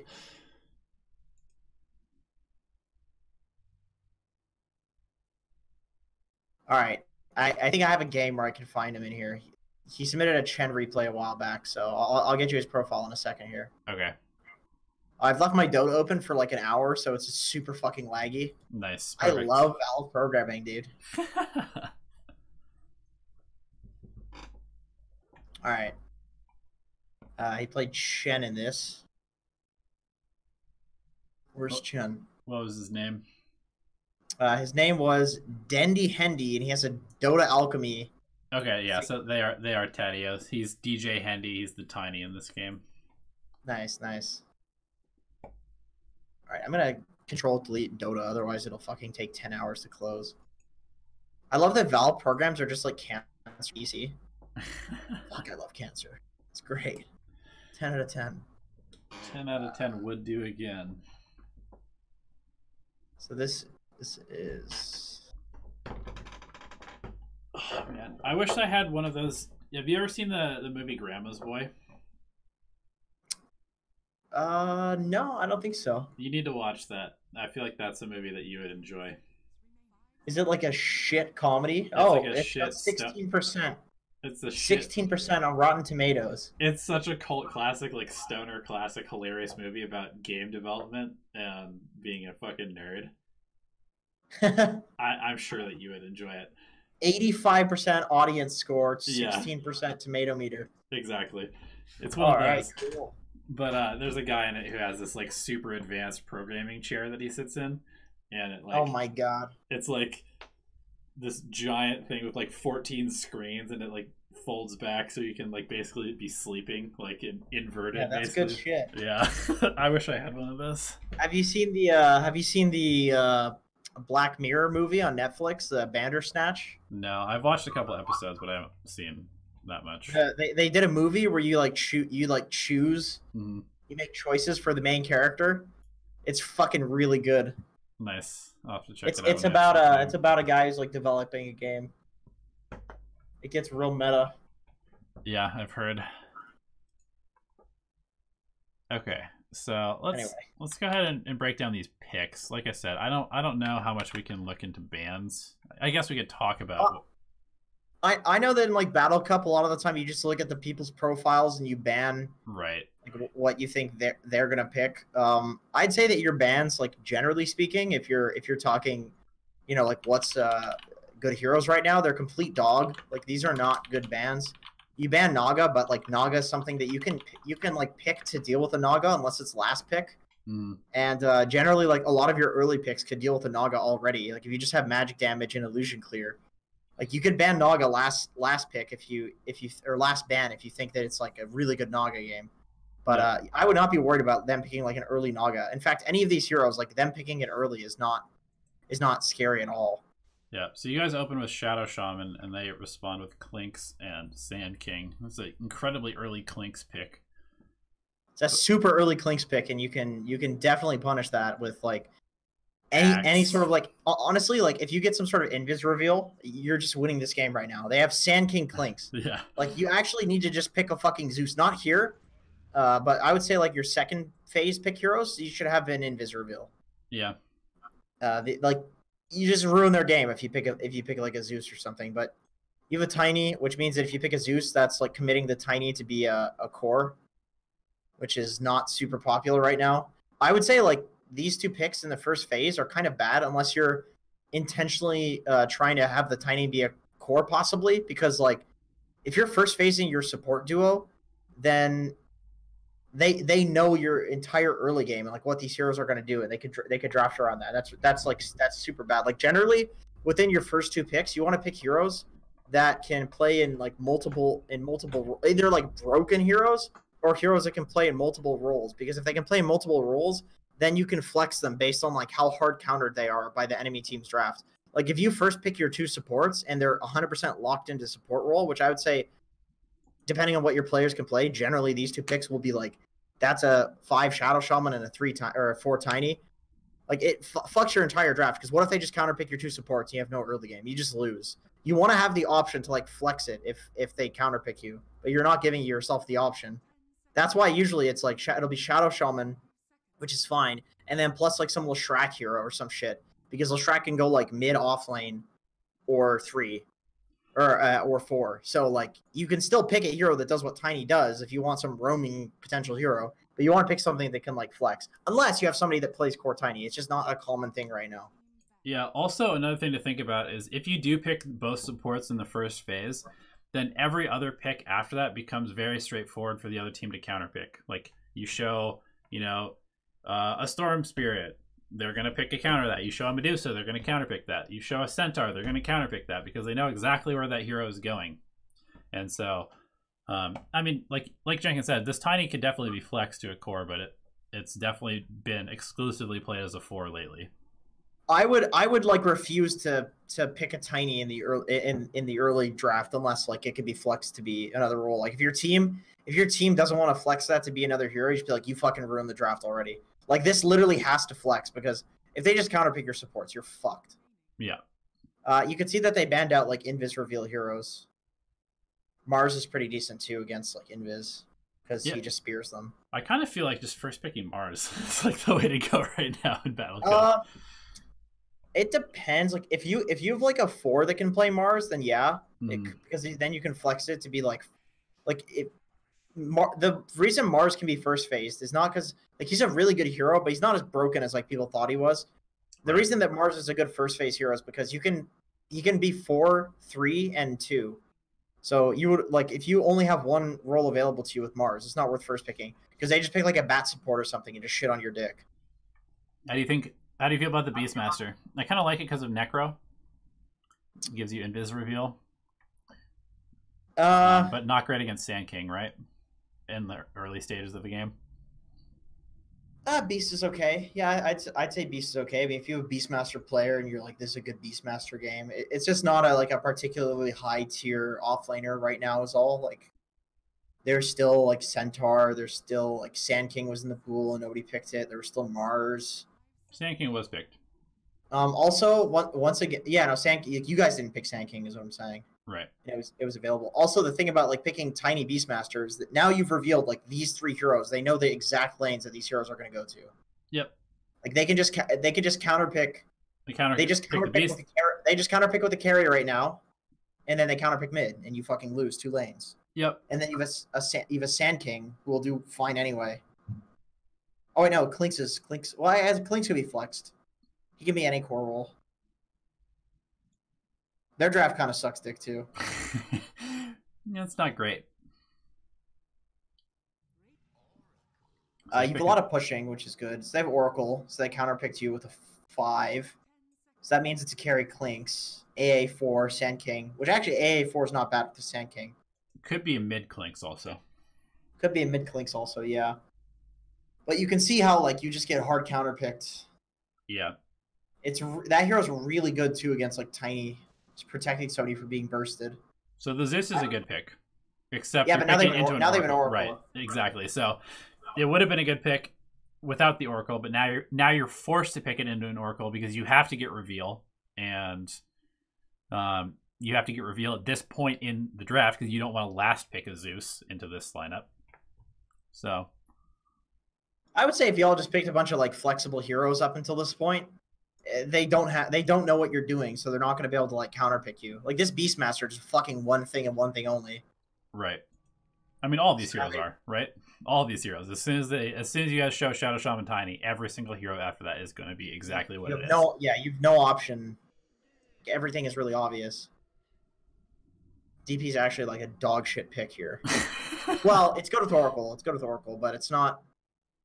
It's good with Oracle. It's like decent with Sand King. It's just really fucking bad against Wraith King and Zeus, and Beastmaster, honestly. But they have an Oracle. Oracle DP is like always going to be good. Mm. I like your heroes. Like I think Tiny's like a good 4. A good 4. I think Shadow Shaman's a decent 5. I think Wraith King is like possibly the best carry. I think Zeus is like considered a relatively dog mid, but I think it's actually pretty good. I think it's probably a bit underrated just considering the whole like Sentry change and Sand Kings, and it's against Clinks and DP. It's good against DP too. I think Beastmaster is like a relatively bad hero. I would say like when it comes to picking these heroes that just aren't picked a lot, like these kind of niche picks like Beastmaster and Zeus, you probably only want one of them. You probably want some like Centaur or some like super solid Mars or Sand King instead of Beast. But let's see. Let me look at the Dota buff of. It's a minor thing. So I guess maybe you have like a Beastmaster player that was like, oh, this is a perfect Beastmaster game. I guess the Necros are pretty good against Sand King and Clinks. My only problem is like, you get the Necros so late on Beast. Here's the main question. Based off of this, are you trying to go late? Because I'm trying to go late with a Zeus Wraith King, Shadow Shaman. Yeah, definitely. You have anytime you have like a Zeus, honestly. Yeah. Like you have Zeus, which is amazing. You have Wraith King. You have Beastmaster, which gives you vision control. You have Shadow Shaman, which gives you sieging. Tiny gives you like repositioning in fights. He's really good at bursting supports. They have Oracle, who kind of has bullshit late game. Sand King has some bullshit late game. DP, like you have answers for her, in my opinion. Yeah. Like the DP pick was a really greedy DP pick. So I think you guys are cool with going late. It's really hard for them to siege into you with their heroes. Yeah. Like Zeus is so fucking good against Clink Siege or DP Siege. I mean, because it's so long range. You've got Zeus, you've got Beast Axes, you've got Shadow Shaman, Ether Shock. It's going to be extremely hard for them to push into you, or it should be anyway. And all you have to really do is just avoid getting snowballed on when DP ults, I think, and then you probably just win the game by default. I think this is a pretty good game to like look to. So defending towers is a little difficult just because like they have a DP. So if they commit the ulti and you just don't feed when she ults, I would say that this is a good game to defend towers in the sense that you do want to go late, but also you should make like a really informed decision on like whether or not, like if you need to feel really strong, like you can definitely fight, because if you can just bait out the DP ulti and then you go and like push 2 objectives for the one that they get with the DP ulti, it's so fucking good. It's so good. But with that being said, you have a Zeus, you have a Beastmaster, you have a Wraith King who can stand in front of a tower and just sit there and defend it. You are pretty good at defending, but I would be careful. I would say like you probably want to go for 1 defense. If it doesn't work, you just don't do it again until you hit some huge spike. That's what I would say in terms of like mid-game play this game, based on the drafts. Is that like generally that's an important thing, like whether you want to defend towers or take towers. Like that's a really important thing to think about in Dota when you're considering like a draft and how you want to play the mid game. I think the mid game is like this really mysterious part of the game to people that nobody really understands, and people always ask, you know, how do you figure out what to do? And it's generally that. Like the first question is like, do I want to play in my own jungle? How badly do I want to TP to my own side of the map? Mm-hmm. And the better your late game is, generally, the better it is to TP to your side of the map. But you still want to be fucking careful, because you lose a fight there, you could lose the game. Yeah. So it just depends. And that also determines like where your wards are as well, like where you want to play. So it determines a lot, like whether you have better late game or whatever. Yeah, so it looks like the Beastmaster pick ended up not being good, as you kind of predicted it wouldn't be. 064. It's just not a very good hero. That's the thing. It's not one of these like broken offlane heroes. You have to gauge the legitimate like strength of a hero before picking it. You can't just pick things like. There has to be a specific reason that you're picking it. And for Beastmaster, I didn't really see a specific reason. And if you wanted him for the reveal, then I would say like with Zeus, unless there's another reason you would want to pick a Zeus, you don't need 2 reveal heroes. Like you don't want to overcommit to countering some element of their draft. Right. Unless it's their only win condition. But I don't think being invisible is their only win condition in this game. I agree. All right, man. So I think that's probably it. 1 second, let me look. Like Beastmaster's not even in like. This hero's like barely getting touched in Epicenter. Yeah, it's picked 5 times. Like it's like a dog hero. Yeah, I feel like the only people that would probably ever pick it would be like Seb, and I mean, I don't know. The top offlaners are like Darkseer, Batrider, Enigma's pretty good.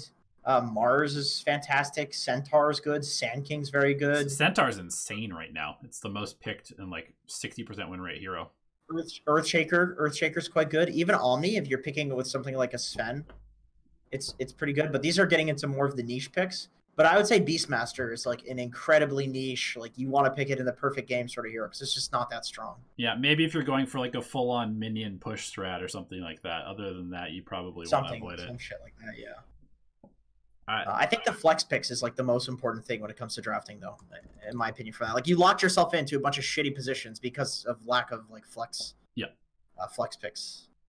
So while you're getting me that next replay, just a couple examples that you could think of, like first phase, you want to grab something like, I don't know. I mean, a Sven, Leshrac, Batrider, yeah.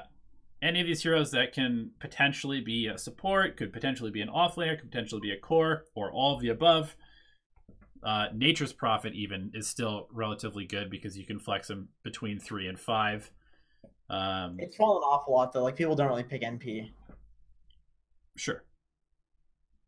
Kind of a shitty hero. Like the tree nerf really hurt him, but it's like that's why that hero was broken for a very long time. Also, and that's the only reason that it's still reasonable to pick it because it can be flexed. Yeah, and otherwise also it's like a dog hero. Another thing that I notice a lot of teams are doing is they will pick one hero that they really want in their draft, and then they will pick a flex. So you don't necessarily have to pick 2 super flex heroes, but you can pick like the hero that you want to build your draft around, like, and then also a flex. Right. Plus, usually, it's like it's not that bad to pick like a 5 if it's not flexible, if it's a really broken 5 like such as Warlock. Mm-hmm. But if you're gonna pick some like really broken thing like a Sven or an Ember, it's usually because it's really broken, and then also it can probably be flexed to the point where it's not worth it for the enemy team to counterpick it, and if they do, you just flex it. Like Ember can be carry, Ember can be mid. Yep. Sven can be 4. It's not that good, but it can still be flexed. Like if you do really hard counter it. Yep. It just like dissuades people from really hard countering like the broken hero. Exactly. Let's see. George. Can I ask for analysis of my laning phase? Oh, he has a question. Did we do stained chips yet this month? We have not. So this resets actually after this one. Yes. And we're in a new month. And next month, the first episode is going to be me and you analyzing our replays because that was one of. Oh, wait a minute. Shouldn't I be saving what day people? Oh no, it can reset every month because then if everybody submits theirs in the first one, then we just don't do them in the later ones. Yes. See what I'm saying? Yes. Like people were holding their replays to submit them later because they wanted to get like a good replay. Yes. Okay. So here we have stained chips. Stained chips. Oh my fucking god. Played Techies this game. Early game was rough as they had a Mars support in lane, which I was not expecting, but it was able to come back during the mid game. However, as the game went on, we were never able to get the upper hand, and they slowly wore us down. Any suggestions for me, or even the druid/sniper in my party? Thanks, guys. No problem. All right. Well, Techies against the Zeus is a pretty rough matchup, first and foremost. Yeah, that's a pog right there. That's a rough one. Man, Techies, Druid, and Sniper. That seems like a miserable game to play. Yeah. God. So, let's see. They have Zeus, they have Drow, they have Mars. I'm pretty sure you guys, like, should own them in the late game. Yeah. I feel like you should never lose this game in the late game. You what? I'm pretty sure you should never lose this in the late game, based on your heroes and theirs. Yeah. They got 3 Aghanims buffs. What the fuck? Holy shit. Okay, so pick order was Wraith King first. Huh. Mars, Drow in response. Wraith. Oh my god, y'all gotta pick a fucking counter when you see Mars and Drow. I'm actually shocked. I'm shocked to see this. Like, they should lose the game based on picking those second and third, in my opinion. Yeah. They should lose that game. Like they picked Drow first or second. They showed Drow. You just picked like a Lycan or a Broodmother this game, and they are so insanely fucked. Or a Like, Storm, or a Spectre, or a should, like, PA. instantly Batrider this game. This is the best Batrider game I've seen in my entire life. Look at their heroes. Yeah. They can't deal with the Bat at all. You pull Drow into the fights, you can run her down, she can't do anything. You literally can't get fucking speared by Mars's Bat. Yeah, you guys picked zero gap close. Zero gap close. Let's say, okay, hypothetically, Jenkins, you're talking about a hero. Maybe that hero's banned. Winter Wyvern's a fucking god in this game, too. Mars gets completely fucked by Winter Wyvern. He's a strength hero. It's magic damage. You can't spear Winter Wyvern because she's flying as well. Drow Ranger. Every Drow lineup is a physical lineup typically, or you can just use the Drow to like kill somebody on her team. Yep. It's such a good Wyvern game. You can save somebody who. Fuck, my team's gonna be mad if I'm gonna be giving away our picks. Yeah, don't do that. Okay, yeah. Well, it's a good Winter Wyvern game to the point where you could even play it as a fucking mid or something like that. It's that good of a Winter Wyvern game when you see Drow Mars. So you should do it. So anyway, they ended up picking a Baden and Lone Druid, which, I mean, I don't hate the Lone Druid pick. I don't like the Abaddon pick. Oh, it should be Bat 5 this game, dude. Bat 5 and y'all just win. Y'all just win with a Bat 5. But then they go ahead and pick Earthshaker, Undying. So 2 pretty good supports actually on their part. I think those supports are fine. And then you follow up with the Techies and Sniper, which, I mean, I don't know what you're trying to do here. Like, I guess you're just trying to have fun, which is fine. But if we're looking at draft, we're trying to like objectively see like what the best picks are to win this game. You know, those like, are probably 2 of the worst picks I can think of against the Drow. Did they pick Zeus after the Techies pick? Yes, Zeus was 10th pick. Yeah, so Drow lineups, typically ranged lineups. Like Techies is not that great against ranged lineups. You can kill her in lane, but with the heroes that you have,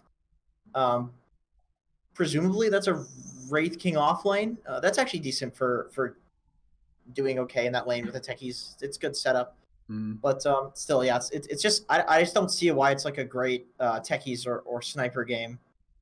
I think the Sniper is the biggest problem, in my opinion. Sniper's okay against Mars. They don't have much to get on top of him, but it is Sniper versus Drow. I really feel like you guys should do something to counter this extremely easily counterable hero. Yeah. Like, the way to counter a Drow is not to stand really far away from her. That's what she wants. The way to counter Drow is you just get on top of her, and it literally disables her best ability if you do that. Yeah. And she said, hey, I'm picking Drow. You have 4 heroes to pick to counter me. Please do so. And then you didn't. And didn't get countered at all. Yeah. Not one hero. Counters whatsoever. It's all, like, ranged. Run it. Like, Lone Druid...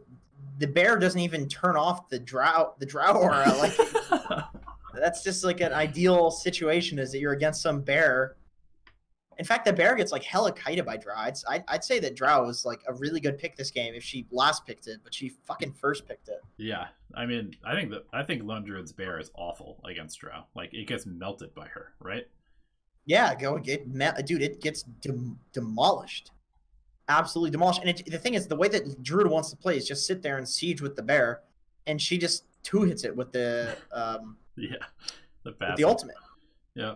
Okay, so let's look in terms of like how you would want to play this game, given the draft, which in my opinion is quite shit. Yeah. That is not what PL looks like. What the fuck? PL? This is PL. That is not what he looks like. Yeah, it is. It doesn't stand like that.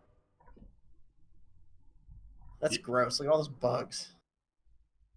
He just smells good, man. That's all the flies they think he smells good, so they're gonna go hang out with him. Is that why flies hang out next to people? Yeah. That makes me feel less bad about the flies that hang out around me. Yeah. All right, so it's a Drow mid versus Sniper. No. Stiffy's just going bot and is going incredibly greedy items. Mars support. Offlane Earthshaker with Undying.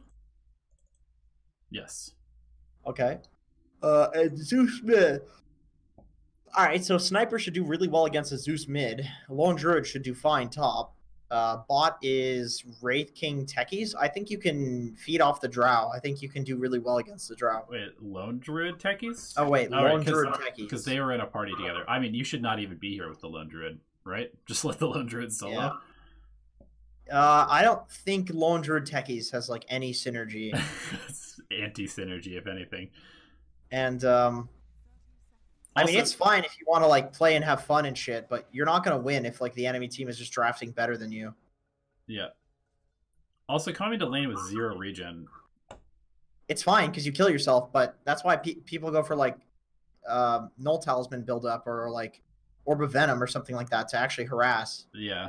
Like these items, they're literally just soul ring components. Like, they don't do anything for laning. I feel like it actually makes it harder for you to suicide because you have more HP and regen. Like, aren't you trying to get back to base pretty quickly? But yeah, this hero doesn't buy regen. It's like Abaddon. You just suicide. Right. But you're gonna be so useless in the first like 2 minutes if you don't have some Orb of Venom or like damage. Yeah, it's gonna be a super free lane for this Drow. And I noticed that you mentioned that there was a Mars which threw you for a loop, and you kind of cited it as the issue in this lane. I don't think the Mars has anything to do with it, really. I think it's more just that this lane that you are presenting to them is just terrible. I don't think this lane does anything. Yeah. Lone Druid just farms no matter what, and he's just gonna farm with the Techies here. Yeah. I think that basically you're just here leeching experience for no reason.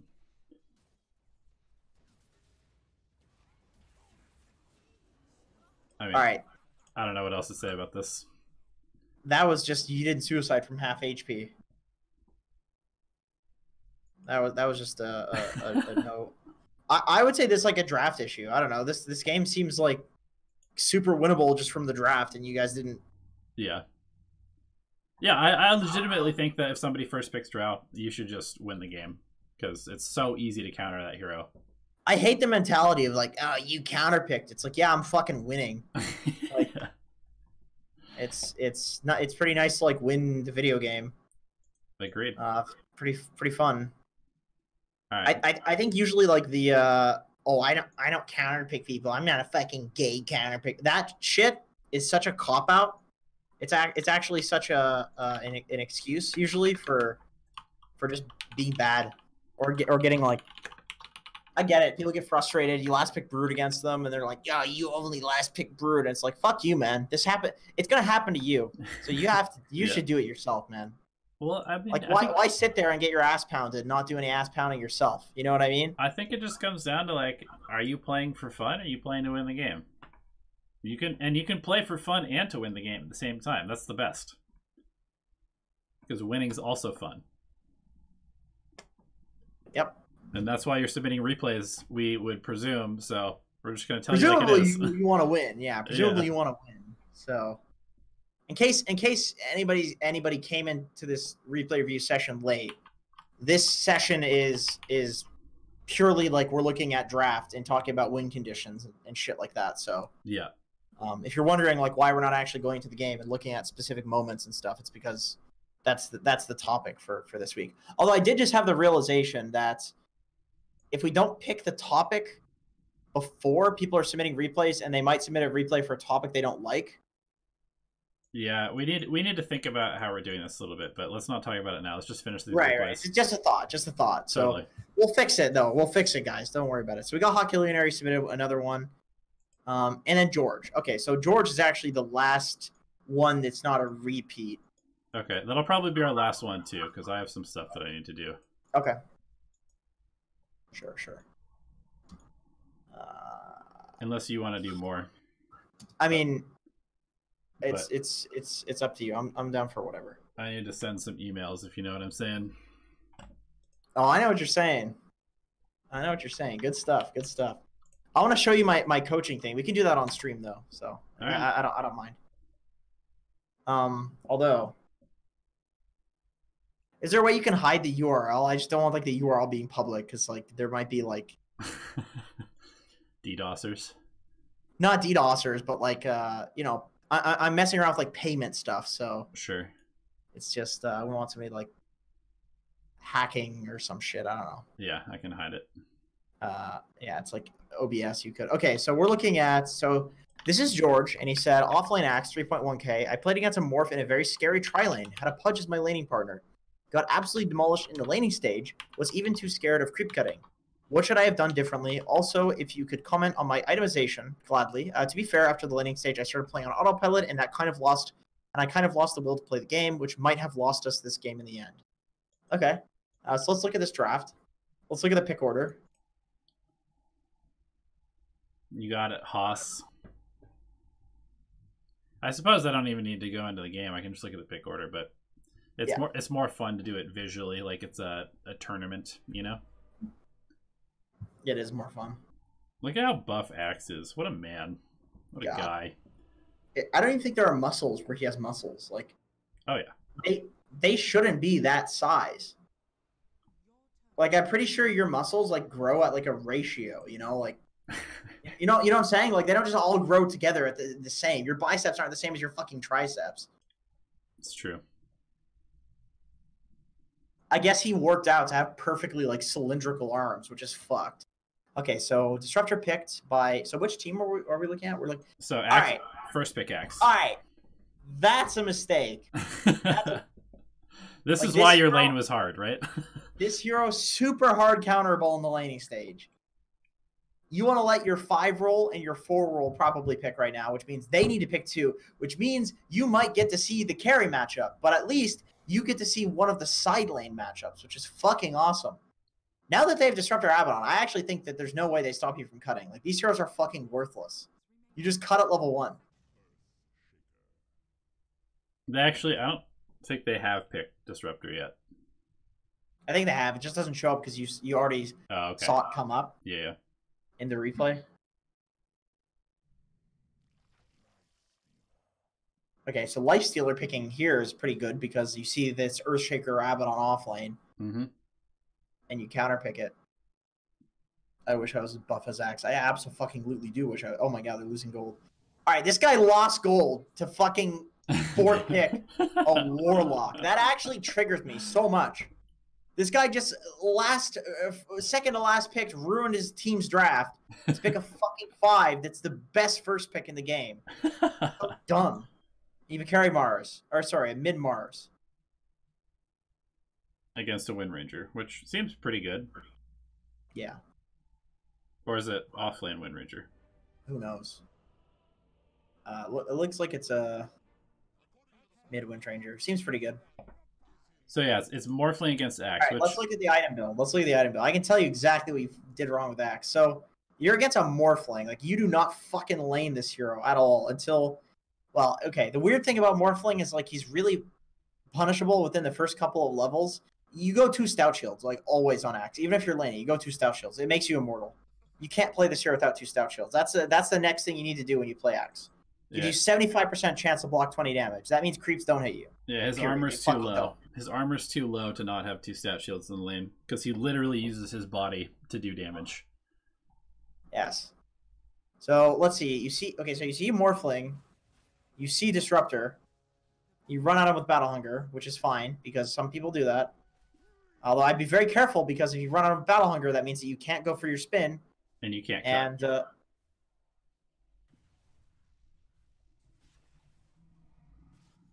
all right, so you haven't tangoed once. That's a problem. Yeah, you could have tangoed that tree.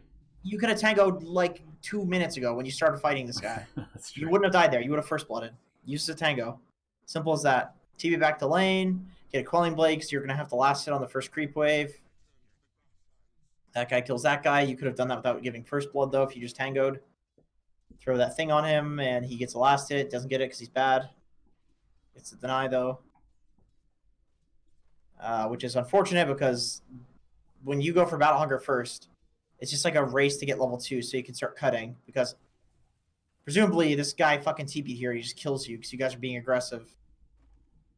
There he is.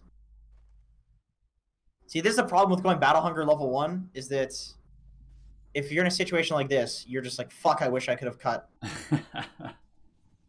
And you literally just can't until you get spin. Yeah. So now what you want to do is you run up to the creep wave. Ignore this guy. You run up to the creep wave. You pull the creeps using Morphling. And then as those creeps die, you run through the tower. All right, this is fine. I would not go to the hard camp. I would not run this way like what you're doing. I don't think this is necessary. You just stand behind the tower and kill the creeps. You were in a cutting position. You kind of threw by moving away. Now you're missing the next creep wave. Also, if you have 2 stouts, you take no damage from those creeps. This Disruptor's still level 1. You could have just stayed in cutting position, and they can't do anything. Yeah. If you die, who gives a fuck? I don't fucking care if Disruptor's killing me. Number 1, he won't, because he's level 1. But I don't care if a Disruptor's fucking killing me, if he's chasing me. Okay, let me tell you exactly what you needed to do, and I'm going to say nothing else about this replay, because it's totally fucking unnecessary. You should be cutting at the tier 3. That's it. You won the game. You don't feed because they would chase you around at the tier 3 as level 1s. You'd slowly get more and more experience. You'd be level 3, and then they die to you. Because the creeps do 0 damage to you. It's literally them trading with you. Creeps do 0 damage. That's a 1 versus 1 when they have a level disadvantage. They feed. I literally got a triple kill on a scrim the other day because the enemy team ran at me as I was cutting, and they all fucking died to me. Because I was an over-leveled axe, I had creeps which were making me spin, and I wasn't taking any damage because I had 2 stout shields, and I had a ring of health. You just need to cut at the tier 3 against a tri-lane. Like, you overplayed in a lane where they had an advantage. They have 3 heroes, you have 2, Pudge is fucking worthless, and Morphling's good against axe. Yeah. And Disruptor's even good against axe. Cut at the tier 3 if it's hard. Like, literally run to the fucking tier 3 and cut there. That's it. Yeah, that's all there is. Unsurprisingly, Morphling goes 22, 3, and 7, and you probably were like, "He was a Smurf." Well, it's like, nope, you had a perfect game. If you try to lane against a Morph, yeah, he'll dick you. But if you just cut and get more farm than him, then you get a Blade Mail, you taunt him, he dies from full HP, and people scream Seb at you. Yeah. Like, it's real easy. Exactly. Just cut it to tier 3. That's it. That's it. Go next. Yeah, that was super fast, so we can do a couple more. Okay. How do we select? How do we select who to do? We can take a couple from chat, since it's the end of the month. No, we do still have Patreon guys in here that have submitted. But they've already submitted, right? What? But they've already had a replay review this month, right? Yes. All right, I'll leave it up to you. I don't care. Oh, don't make me do it. Don't make me be the bad guy. The last one we took from chat was shit. That's true. It was just a winning replay. That's a good point. Fuck you, chat. Give me some Patreon replays. All right. So we have the Last Crusader submitted first. Turtle. Posted one in chat.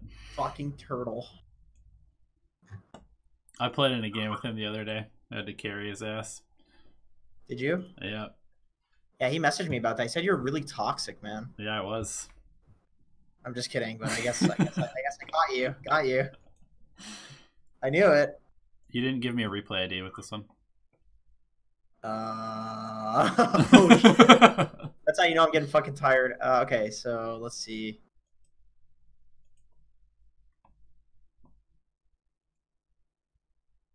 Here it is. So the Last Crusader says, repeat, so feel free to skip if needs be. He's playing Juggernaut, tried to split push and farm up in hopes of making a comeback late game, but Timber was just too tanky, it seems. All right, let's look at drafts specifically for this cocksucker. Not calling you a cocksucker by the replay. In Canada, we refer to inanimate objects as cocksucker. Watch Trailer Park Boys, you'll get it.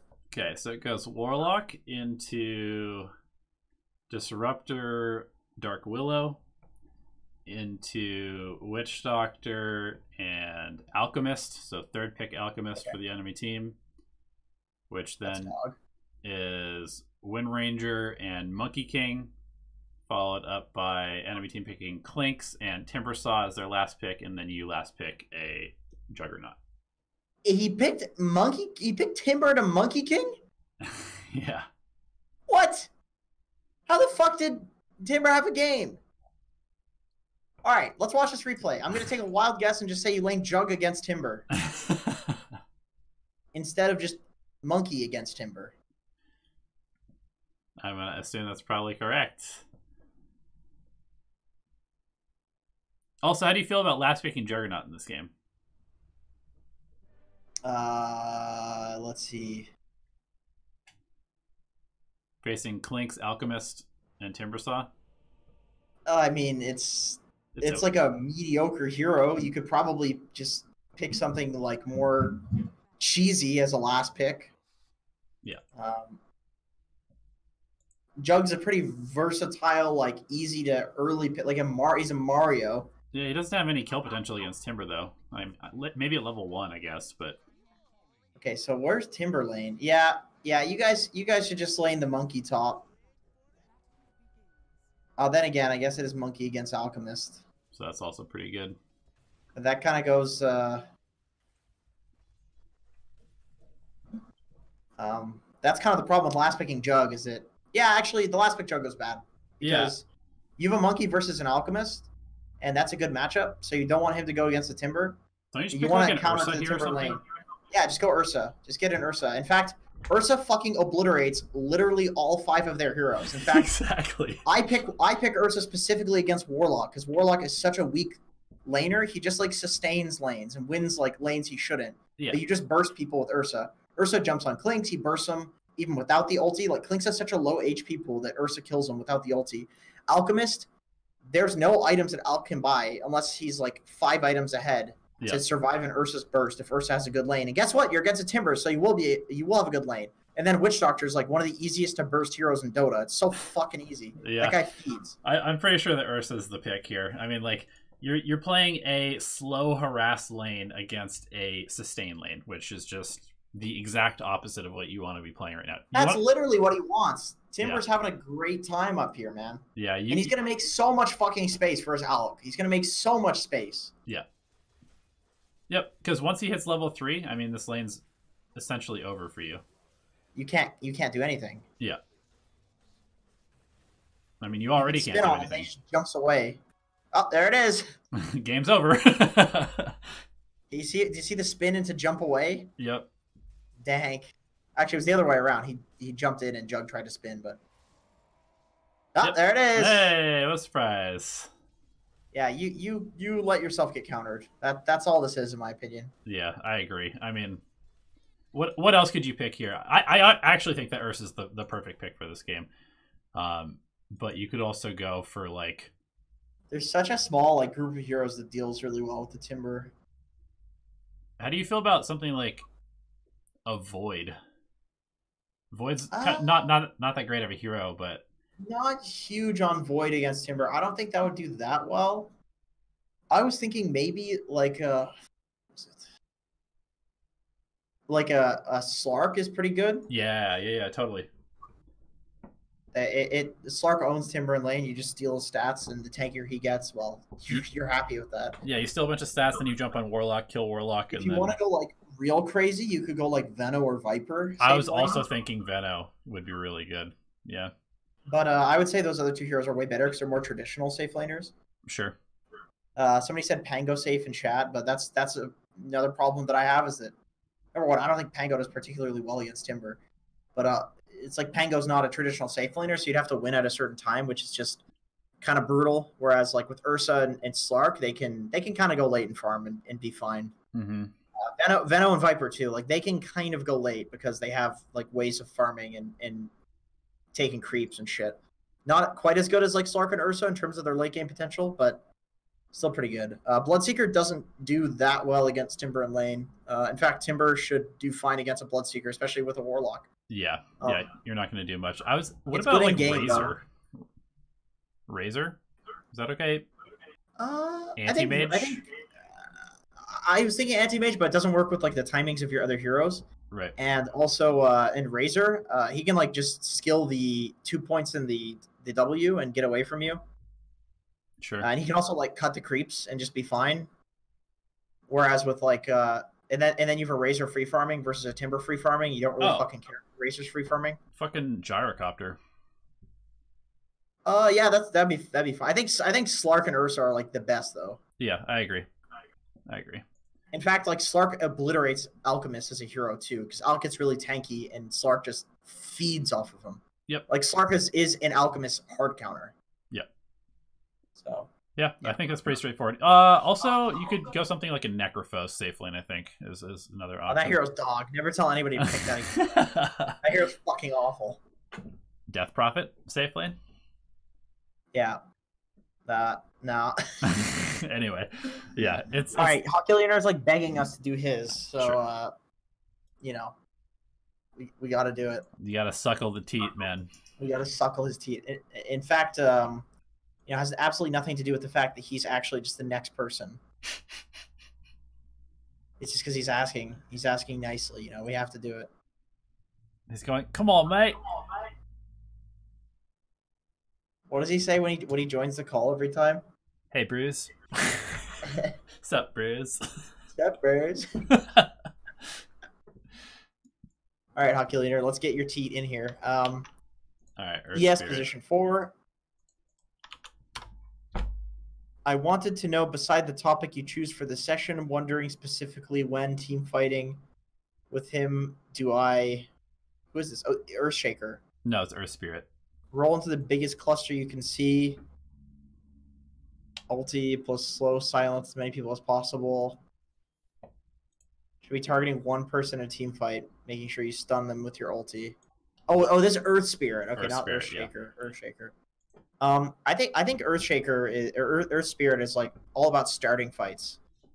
You run in, or you roll in, you try and kick somebody out of position to your team, then you reset and do it again, basically, right?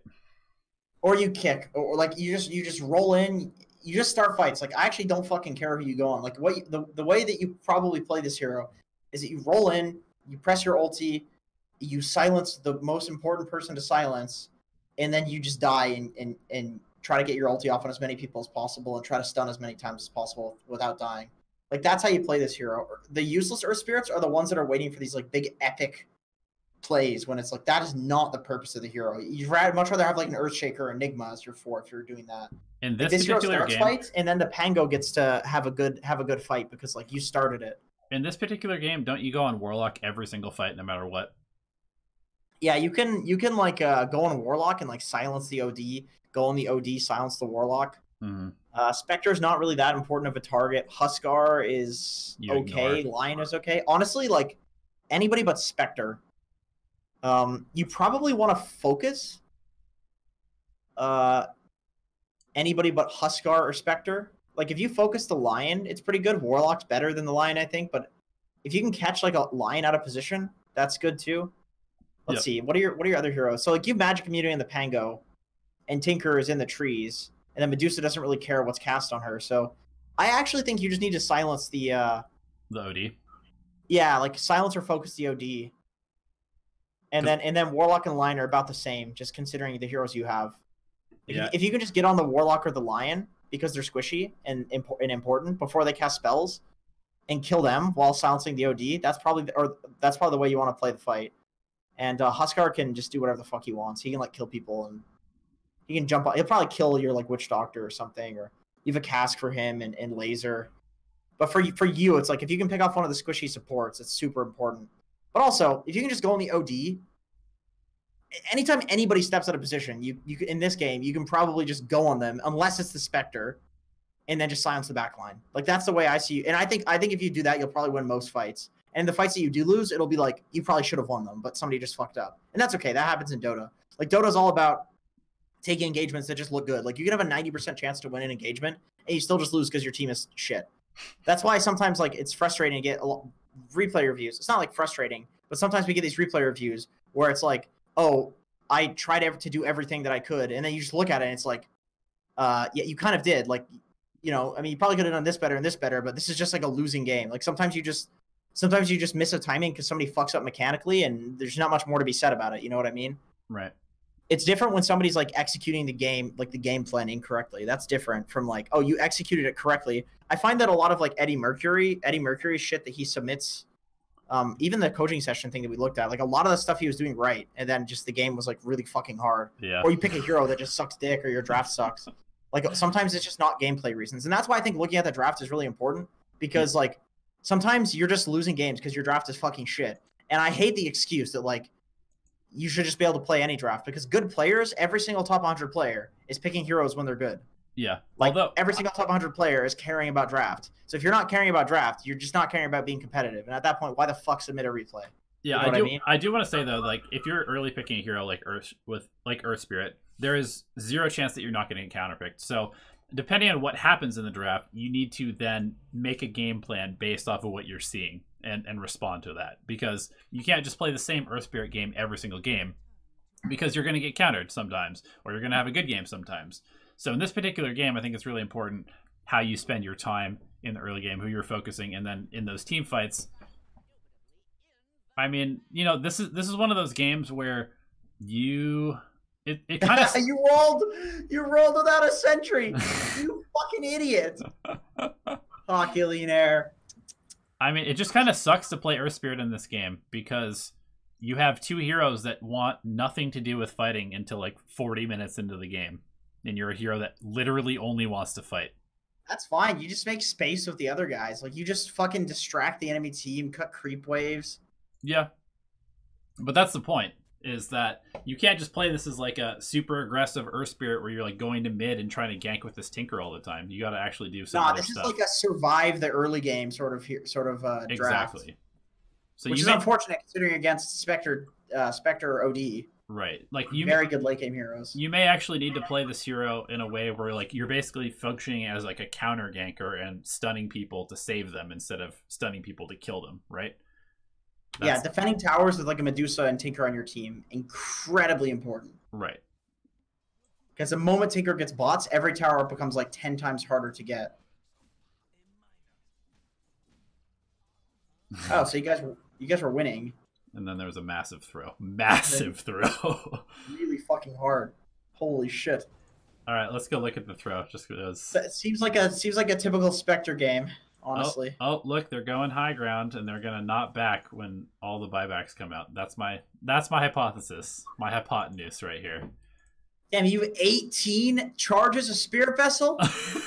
What the fuck? Use that shit on everybody, every fight, constantly. Medusa can be Spirit Vesseled right now. You definitely want to Spirit Vessel your Medusa. Oh god, Spirit Vessel your Medusa. Oh my god. Spirit Vessel the Tink. The Warlock.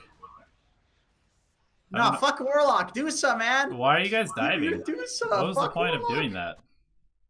What was the point of doing that? Why did you dive? Hey, you guys are winning. Let's do a thing that could make us lose when we're winning already. It's because Tinker got caught and you went to save him, and then you just fed. And you gave them a free golem. Now Warlock's like, cool, I get to play a golem instead of my shitty hero. Oh, the Medusa. The Medusa's gonna die. Yep. And Spectre's there for it. OD's there for it. Pango dies. And then they're gonna run down mid. They're going to catch your Tinker because he's a huge moron. Nope, he's fine. All it takes is one person to stop the bleeding, though. 40... I mean, it looks like you guys are winning, so it's like I don't know what more there is to. I don't know what there is to say about the early game. Draft-wise, you're cool with going late, so if you're just mis-executing late game, then there's problems. And now you're just running into a 5-on-5 head-on fight into a Warlock OD right in front of your base instead of letting them go high ground and trying to defend high ground with a Tinker. Like, this fight right here is the absolute worst possible place you could be fighting them. There's actually no worse place to fight them than right here on the entire map. It's pretty spooky. I mean, you'd have to have a reason to go on them. Like, if they make a play that is disrespectful, then you can go on them. But if they're literally just chilling there in like a good position, you have to be damn sure that you can fight them in a 5v5, especially if it's right in front of your fucking base. Yeah. Like, usually you would take a fight this late in the game because like the enemy team has some guy standing right on a ward, like some Warlock, where it's like, fucking get this guy before, burst them before the fight even starts. Yeah, they gank your Witch Doctor, so you know they're all there. Shit, so Witch Doctor's dead. You get the fuck out. You don't go in. You just hold high ground with Tinker right now. That's all you do. Do not defend this tier 2. Just don't even be here. Like, go somewhere else. Like, go push the top lane. You have a TP scroll. This seems fine so far. You guys aren't throwing. I kind of feel like being here is throwing. It's pretty throwy. Your feel... Doomsday should not be there. Just be like, let Tinker hold, man. Let Tinker do his job.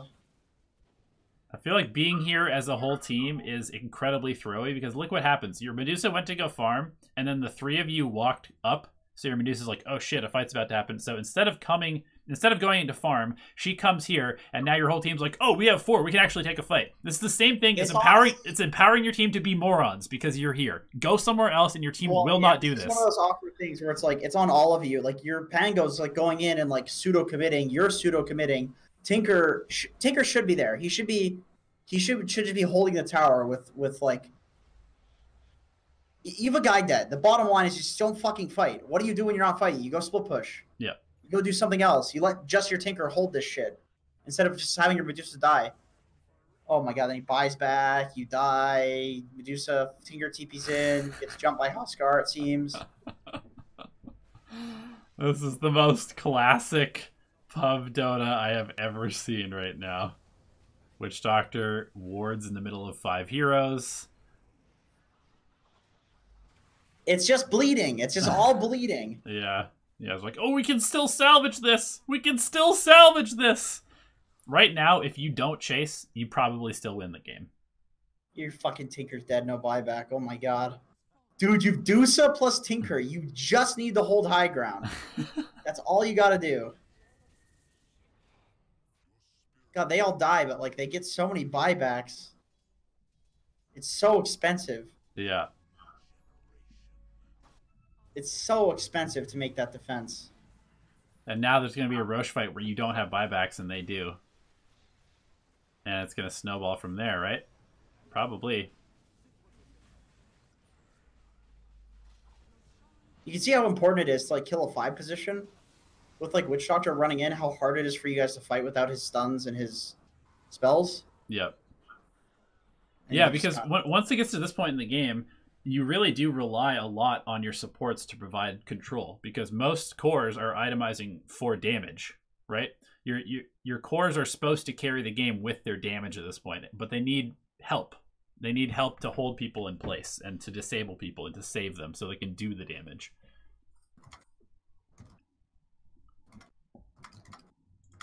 But yeah, I think that's about it. I'm going to go. It's been 2 hours of replay review. All right. Thank you to our patrons for your support. Thanks for the replays. Next month, we will have a brand new set. So those of you who have submitted replays earlier this month, you can now submit replays again. We'll try to get a little bit better about figuring out what our topic is earlier. And also in the private Discord channel, let us know if you actually like the topic style stuff. I think it's good for learning, but I am curious to hear whether you guys enjoy it or not.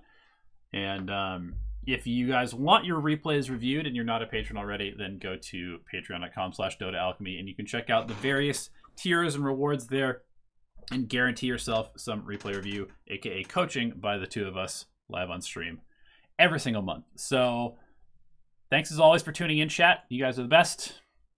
Except for you, Jayoni. I don't like you, but everybody else in chat is great. And we'll see you next time.